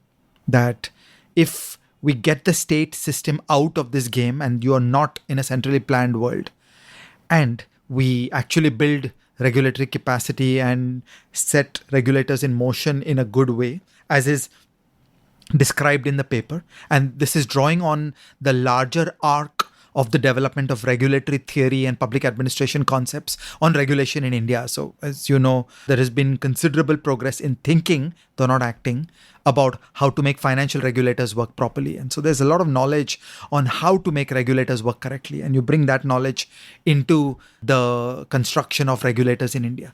Then we are offering many, many private people profit opportunities. And it can be very local. It doesn't have to be monstrous. It can be, I'm sitting here in Amravati and I'm seeing this opportunity and I'll build one small storage system, or I have one small generation opportunity here, and so on. So there'll be many, many elements of the energy all across the system. So the reason why we are criticizing this sector as having two giant companies is the extent of government domination and the lack of rule of law and the failures of how regulators work. So in a sense, the Electricity Act, was a very nice achievement in the early 2000s, but it predated the modern development of thinking about regulators and regulatory theory and the public administration about regulation that has taken place in India in the last 20 years. Today, the intelligentsia in India knows more about regulation. We understand the failures of regulation. We know how to construct regulators. And today that knowledge set is ready and it can be done right. So one important point I just want to kind of clarify for listeners is that when, Ajay and Akshay talk of privatization and the price system, they don't mean a random anarchic free-for-all. In fact, it's, that section on building regulatory capacity is a key section of your paper, where you point out, for example, that regulation should only focus on market failure. You point out the 4 different kinds of market failure. You also talk about how it takes 3 hands to clap, which is such a nice image, and you talk about the different ways in which you sort of build that kind of regulatory capacity and so on. And, as far as people worried about high prices and so on, I would say that, look at every area of your life around you where the price system is allowed to function. Look at bread. Bread is by and large, it is affordable and supply is regular. And it is, and why should not that? And that is really kind of the case with everything else. So why not with electricity as well, where some of us just take failure for granted? And this is, in fact, something the Prime Minister should also sort of take to heart, because one of the stories about him, which I often, which I've told a couple of times on the show, is a friend of his, friend of Mr. Modi's who had worked with him in Gujarat. She was at a gathering at his house in circa 2007 or whatever. And he told the story about his childhood, about how his mother was ill one day and she was sweating and feeling hot, and he went to switch on the fan and he found there was no electricity. And as he told the story, he started crying. And, for us in the big cities in Bombay, Delhi, electricity is something we can take for granted, that we're going to get power all day. That is simply not the case for most of the country. And well, that's also a huge failure. And that goes back exactly to the points that you're making. The other key point that you've made, which I think deserves to be underscored, is the localization, the local thinking, that even if you build this system, you don't have to do it, where centrally the PMO will pass an order for the whole country, sub-privatize karo, price system karo, but you can do it state by state, allow different states to experiment at a local level and to sort of compete with each other. Have I kind of summed that up? That's a point worth underscoring a little bit from a couple of different perspectives. One is that it isn't legally possible right now for the central government to sort of have a diktat to say you need to do that. It can only be done through if it wants to be involved, it can only do it through a system of incentives, that we will give you money to do this if you do that. And to some extent, some of the bailing out of the discoms within the states has been done on the basis that we'll give you this money if you do this reform. And in some cases, a little bit of reform has happened. In other cases, it's still not been done. But it's very difficult for the central government to pull the plug and to say, okay, we're going to let you run into the ground, because the state will turn around and say, we want to give you electricity, but the central government isn't doing it. That's number one.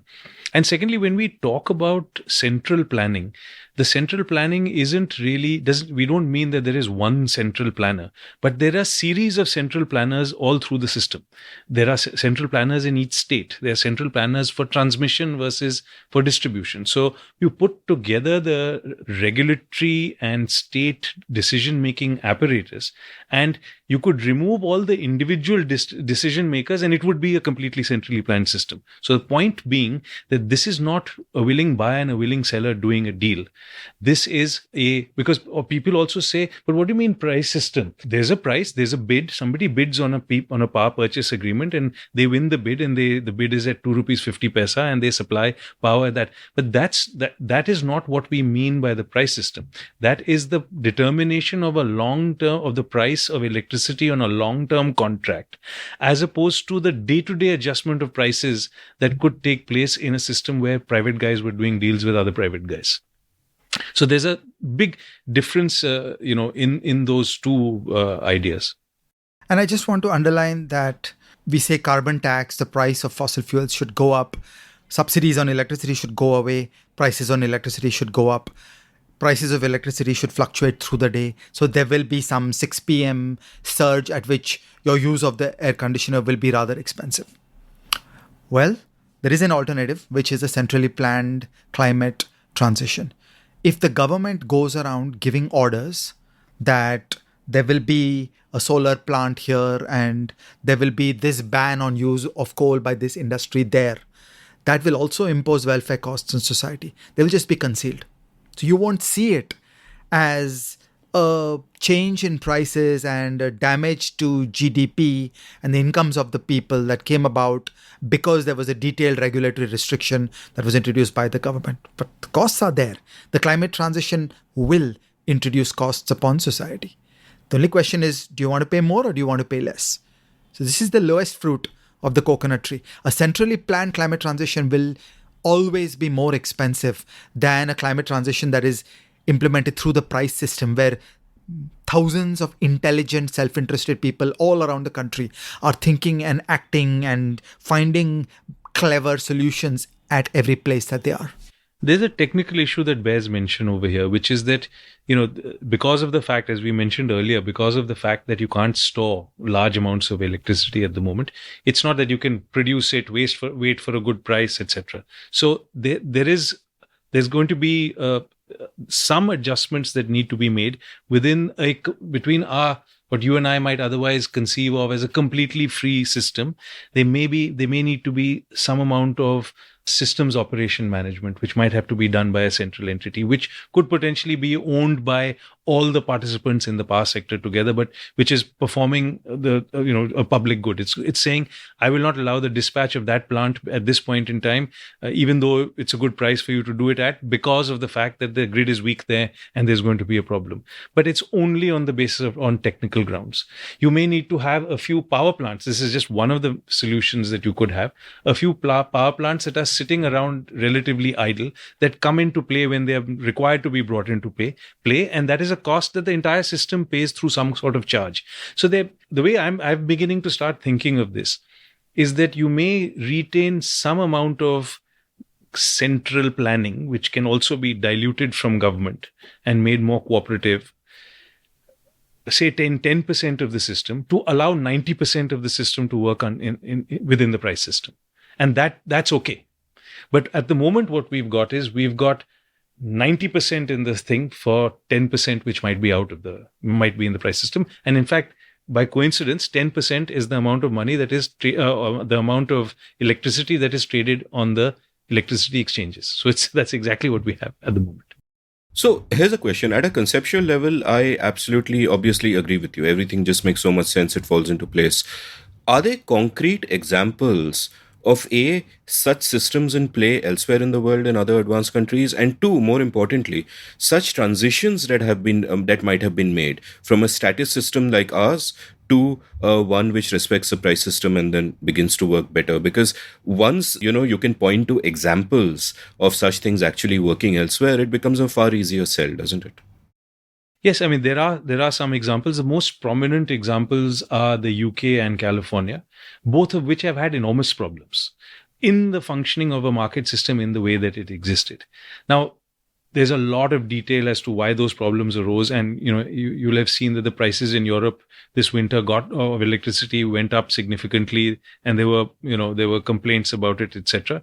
But these are places where for large amounts of the time and for a fairly long period of time, the price system effectively has worked. There have been periods of problems where the problems have been caused because of exceptional circumstances. So the point is not to measure that what we achieve, what we've got today against an ideal that could exist, but to measure what we've got today against what they've got in those places where you can choose your provider, you can change your provider, and that itself will be an incentive to the provider to give you a better price and to function better. One of the issues is that in a situation which is largely fossil fuel based, your price is significantly dependent on the price of the fuel. And that's an extra cost. If you've got a mainly renewables based system with storage, with a few plants that perhaps are acting as backup, you've got a system where the marginal cost of power is close to zero. So you are not going to have that degree of fluctuation as you might have in a system which is more fuel based. One of the heartening sort of things about your paper was a section that addresses how feasible these changes are. And you've pointed out that there are 6 important reasons to believe that while we have been satisfied with incremental changes all along, that these, wide-ranging changes can actually happen today. I won't ask you to sort of go into each of those in detail. Listeners can just download the paper and read that, hopefully. But in general, when you have been talking to policymakers or politicians and so on, what's the kind of response that you've got? Like, how likely, for example, let's say I'll sort of ask you to speculate, but you have all the information, you have the best possible information you need to actually speculate on this. How likely is this to actually be implemented on a scale of 0 to 10 by, say, 2020, 2027, 5 years from now? Very low chance of it being implemented. But you need one state. You need to have one state that has a vision of what its electricity sector could look like in the context of a climate transition. And, take the 4 most industrialized states, Maharashtra, Gujarat, Tamil Nadu, and Karnataka. They all stand to lose. Their industries stand to lose if they aren't in a more green energy environment, as we were talking about earlier, because they are exporters. People will stop buying their products, or they'll have taxes imposed upon them. So there's a good reason for them to potentially look into doing it. Some states might want to do it because they want to have a target that is well before 2070, and they want to score political points there. But I'm most heartened by a specific development that's happening under the aegis of the Paris Agreement and COP26, which is that a deal has been struck between South Africa on the one hand, and the EU, the US, and France and Germany in their individual capacity, by which $8.5 billion is going to be given to South Africa to move from being 80% fossil fuel to much more renewables based over a certain period of time. That's in an MOU phase now. In 2 years' time, they'll come out with details. There'll be lots of problems. Maybe it'll take 5 years to happen. But there's a deal where if a state could conceive of a plan based along the lines of the ideas that we have in this paper, a state could go with that to the EU and to other such people in the world, to John Kerry's team, etc., and say, look, we've got this plan. Can you find us some money to finance this? Now, that money has to go through the central governments. Foreign money can't go directly to a state government. But then if the EU were to go to the central government and say, look, you're already pro-privatization, you're already pro a lot of these ideas, you've got these commitments internationally, which you've made, the states have not made. We've seen a good plan for this state. We want to finance that, allow it to happen. If that then happens, then you get one state happens, it's a success.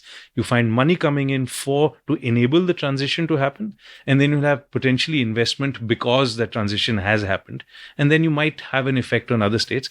As I say this, I realize that it's extremely speculative and the chances of it happening are very small, which is why that's how I started my answer to your question. But this is one of the most plausible paths potentially that I see. I don't agree with you at all. Okay. Yeah, I think that we are at the dying phases of the old paradigm. The old paradigm is past, it's sell by date, and there are inexorable pressures that are messing with the old paradigm. And every year, the pressure on the old system gets worse. So there will be a market for ideas, and there will be many attempts all across the country. Different states will try different things, and there will be many experiments. And I think in the end, we will end up with this kind of answer. I think we are at the cusp of that transformation. Sentence in the paper is that men and nations will do the right thing after trying every reasonable alternative. People and nations. You got to watch out for this kind of thing. I'm on the original Churchill text. Okay. So I think that we are at a transformative point in the story of this field. That there is a state-controlled system and it is trying to adapt what best it can, but there is just so many things going wrong under its watch. And finally, as Akshay said, if you are Gujarat, Maharashtra, Karnataka, Tamil Nadu, the very GDP of these states is exposed to good quality, reliable electricity and export markets. And the ESG world matters to the companies in these states. So all those forces are coming together in these 4 states. And there will also be some other states that are facing this similar mix. I don't know how much you believe in this yourself, but you don't have to worry. I'm still going to continue working with you on this, despite my relative pessimism. Yeah, no, even though you disagreed with each other, my instinct is to agree with both of you in this way that, as that old cliche goes, that some of us tend to overestimate the short term and underestimate the long term. And I think, yes, we shouldn't overestimate the short term, as Akshay, you pointed out. And as you pointed out, Ajay, we should not underestimate the long term either. A couple of sort of final questions before we kind of wrap it up, because whatever the energy industry outside might be like, I worry that you guys are running out of energy. We're not that old. Yeah. So one, I want to go to nuclear for a second, because the more I read about nuclear and think about it, it seems to me that could be one kind of game changer, which just makes this whole question moot. I mean, we were talking about Michael Schellenberger's work before the recording, and I'll give suitable links. And there's also an excellent op-ed in the New York Times co-written by Steven Pinker a couple of years ago, which kind of spoke about that. Now, people think about nuclear and they say, oh shit, the dangers and all that. But those dangers are massively overstated, in the sense that one of the things that Pinker and his co-writers pointed out in the op-ed was that if you look at the total number of people who died in Chernobyl, including the several thousand from cancer, that's the same number of people killed by coal emissions in one day. Right? Nuclear energy is by far orders of magnitude safer than any other kind of energy. In fact, even Chernobyl was really caused by a dysfunctional bureaucracy, and nuclear energy is really sort of, the safest kind of power generation that exists today, as in fact France, where you're from, Akshay, has kind of demonstrated and seems to be winning that argument with Germany, which we were talking about earlier. So what are your sort of thoughts on this? Well, one, I think there are 2 sets of risks with nuclear. One is the one you mentioned, which is the danger of fallout and having disasters. The second is the more unseen risk of waste disposal. So if there was a pretty good article recently, I think it was in the Financial Times. I'll find it and send you the link for it so that people can read it. But it's an article which talks about the dangers of storage of waste, of nuclear waste. There are caverns underneath certain towns in France and in the desert in the US, etc. That's a bigger problem. But the way I look at it is this, and I might be accused for being slightly flippant or technologically deterministic about it. But if we accept that climate change is an existential problem today, then you shouldn't be ramping down on nuclear for sure. What Germany did, I think, was wrong. Because it is today burning coal. It's burning more expensive gas, and arguably diplomatically it's more open to being arm twisted by Russia than it otherwise would have been. So I'm saying kick that problem down the road. It's not generally recommended that you do that, but kick that down the road, sort out the climate change issue, and then figure out what you're going to do about that. That's one. And secondly, maybe there is promise with more small scale nuclear. There's some promise with the holy grail of fusion of so we don't know how that will go, but I think that we need to seriously consider it, because the alternative is a little hard to contemplate, which is that we'll go up in smoke.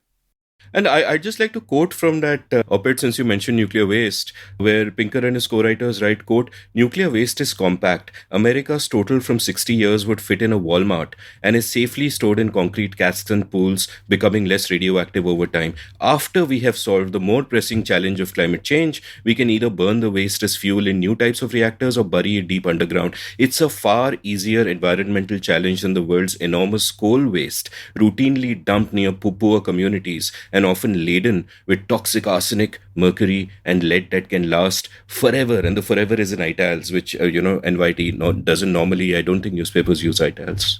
So I want to worry about the behavior of real world states and political systems, and about the bureaucratic competence that set the stage for Chernobyl.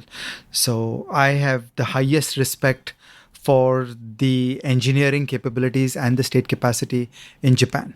Okay. And yet, we got Fukushima, which was just a horrendous disaster. Where the tsunami killed people. Per se, the Fukushima leak didn't. But then, B, political systems respond to these things in ways that are less than rational. For example, apparently nuclear reactors were closed down all across Japan at the time of the Fukushima crisis because people just panicked, and hundreds of people died of cold in that period because energy supplies to households were cut off. Okay, so there is nuclear energy as an engineering construct, and then there is the bureaucratic incompetence about how it is dealt with, and then there is the knee-jerk and extreme reactions of political systems to extreme threats. And under the third category, I would put the decision by Germany to mothball the nuclear industry in response to Fukushima. Under the third, I would put the less than sophisticated responses of large numbers of countries to a threat like COVID-19. Governments, political systems don't fare well when faced with risk, and the concerns around nuclear energy lend themselves to panic and the entire posturing of a political system that, oh, we are so great, we are on top of this. And when you bring this kind of worldview to a place like India, I would worry even more that Chernobyl bureaucratic incompetence, it could happen here. Political system overreacting, it could happen here. So while I love and admire nuclear technology, and there is a lot to be said for technological change, I'm a little nervous about how this could play out here. The thought just comes to mind that even if you solve for climate change, how will you solve for human idiocy? Maybe climate change is solving for human idiocy. Okay, a couple of final questions. My penultimate question is this, that you've come out with a paper. It's a great paper. Everyone should read it. And obviously the download link and everything will be in the show notes. Two-part question, a two-part penultimate question. So this is not the end. There is more after this. And the two-part penultimate question is this, that one, where do you plan to now go with this ideas and this sort of body of thought that you guys are building? And two, if any of my listeners want to be part of this, if they're enthused by this, they want to be part of this in some way, maybe to research, maybe to fund, what do they need to do? Oh, wow. Thanks for that. This is really the starting point. And as I said earlier on, we are really still learning a lot in this process. We are still convinced with the power of the intuitions that went into writing the paper. So there may be some tweaks to be made to the way that we put out the solution, but what all of that will require is a lot of research, digging much deeper into each of the different topics of the chapters in our book, in our paper. And sure, if there are people who want to help in doing that, we'd be more than delighted for that to happen, and we can provide some links for that. So what we're going to do is that we're planning, we're still in the sort of early stages of figuring out exactly how we're going to do this, but there will be research. There will be outputs of that research. There will be a lot of conversations with a lot of people who know more than us about various different aspects of this process. And what we're going to try and do is try and be a filter for both for ideas and people to come into the public space, so that this debate becomes more mainstream. Climate change is never going to be an election issue in India. I mean, not in the foreseeable future. But at least for the people who care about these kinds of issues, it needs to be with a sharper focus on what the facts are, what the realities are, and what the possibilities are. So there's going to, as I said, research. There'll be output in the form of articles. There may be interviews and conversations that we have with thinkers on the field, and then we'll try and distill those and come up with a sharper plan, and maybe with more detail on how to sort of go from here to there. You'd like to add to that, Ajay? Yeah, so we are dreaming that we will build a research program around this field. We recognize that it's a vast and sprawling landscape.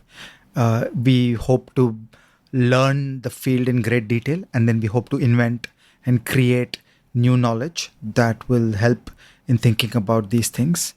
We hope to build knowledge and build community, and we would love to have interest and involvement from the people listening to this podcast, and I'm sure you'll help them find us. Yeah. I mean, you should give me some kind of contact link which I can put out there. So even people who want to fund you and not just volunteer for research purposes can do so. And it also strikes me that if you're listening to this and you want to figure this shit out as an intellectual challenge, just understand all of this, I'd also say that In Service of the Republic, your book and all the previous episodes you've done together are great, because it struck me that on a subject that I didn't know, I knew practically nothing about, the energy sector, you took a framework which I am kind of familiar with, and suddenly everything kind of made sense. And this framework is something that can be applied to so many things about the world and help us understand it better. So I think that is a worthwhile journey to go on for its own sake. My final question to both of you would be that I often end the show by asking my guests to recommend books that they want everyone to read. Like, it doesn't have to be an all-time favorite thing. It could be something you read recently which struck you, or a book that you're so excited about you just want everyone to read it. So I'll start with you, Ajay. Kim Stanley Robinson, climate science fiction. Okay. Well, I've got back to proper reading or reading of other things than work-related stuff after a long time, and I've dug into all sorts of I didn't read fiction, Amit, for years, and I'm getting back to doing that, and I'm really enjoying that. So I when I travel somewhere, I like to pick up a book from there. So recently I picked up, we were in Lisbon, and I picked up this book called Death by Intervals, which is by Jose Saramago, who won the Nobel Prize and all of that. And the premise of the book is fantastic. The first line, I think, is the next day no one died. Wow. So it's about it's about a country where the next day no one dies, and what the moral, ethical, and fantastical implications of that are. Then I started reading this series of mystery stories by Andrea Camilleri, the Italian author, the Inspector Montalbano series, so Shape of Water, Terracotta Dog, and frankly, I've bought a stack of them, and my promise to myself is for every 2 or 3 other books that I read, I'll allow myself to read this, because this is like, it could be binge reading very, very easily, and I've got an addictive personality, so that would be a rabbit hole from which Ajay would have to come to Paris to pull me out of. I also read a very interesting book called 21 Bites very recently by Jeanette Winterson, the author, which is actually a book on AI. So she read I never know how to pronounce his name, Ray Kurzweil, the singularity is here. She read that book and she got fascinated with the whole idea of AI, and then dug deep into it by reading about it for years, and then has written a series of essays on it. And they're very well written. And I'd read other stuff on AI before, but this is the most accessible reading that I've done on it, done by an outsider to the field. And actually, that's a bit of what we are doing. We're slight outsiders to our field, and maybe that will give more clarity to people who aren't familiar with it. But I loved that book, and this year I expect to follow through on some of these themes. But long term, one of my most favorite books for a fairly non-religious person is Report to Greco by Nikos Kazantzakis, about his spiritual journey. And it's the most phenomenal, spiritual journey type of book that I've read by, again, a fantastic author. So that's one that leaps to mind. But there's, the reason I'm talking about recent ones is because there's so much reading you do over the years, and you wonder whether you would go back and have the same view of the book today as you had then. It was like amazing and fantastic. And maybe today say, not so much. No, books are always contextual. It's about the you at a certain point in time. The right book has to hit you at the right time. And 7 Lessons in Physics by Carlo Rovelli, who's a professor at the University of Marseille. And he wrote 7 Sunday articles for an Italian newspaper on the biggest issues in physics. And even for a non-scientist like me, phenomenal reading. Lovely. I can't wait to read all these books. And if you like Andrea Camilleri, you should read Michael Dibdin. Have you read Michael Dibdin? No, I haven't. Aurelio Zen. Similar kind of writer. You'll love that also. Next time we meet, I'm going to ask you about your running, because I know that's a big deal in your life. And in fact, Ajay was telling me earlier, you have to tell me if it's true, that during lockdown, when all the flights were shut, you wanted to come, but there were no flights. So you actually ran from Paris to Delhi. Is that true? No, but people can imagine whatever they want of that. But what I did do in the first lockdown in Delhi, and this is really bad citizenship, I ran every day. I ran 100 days straight because I was just, I would have gone mad if I didn't.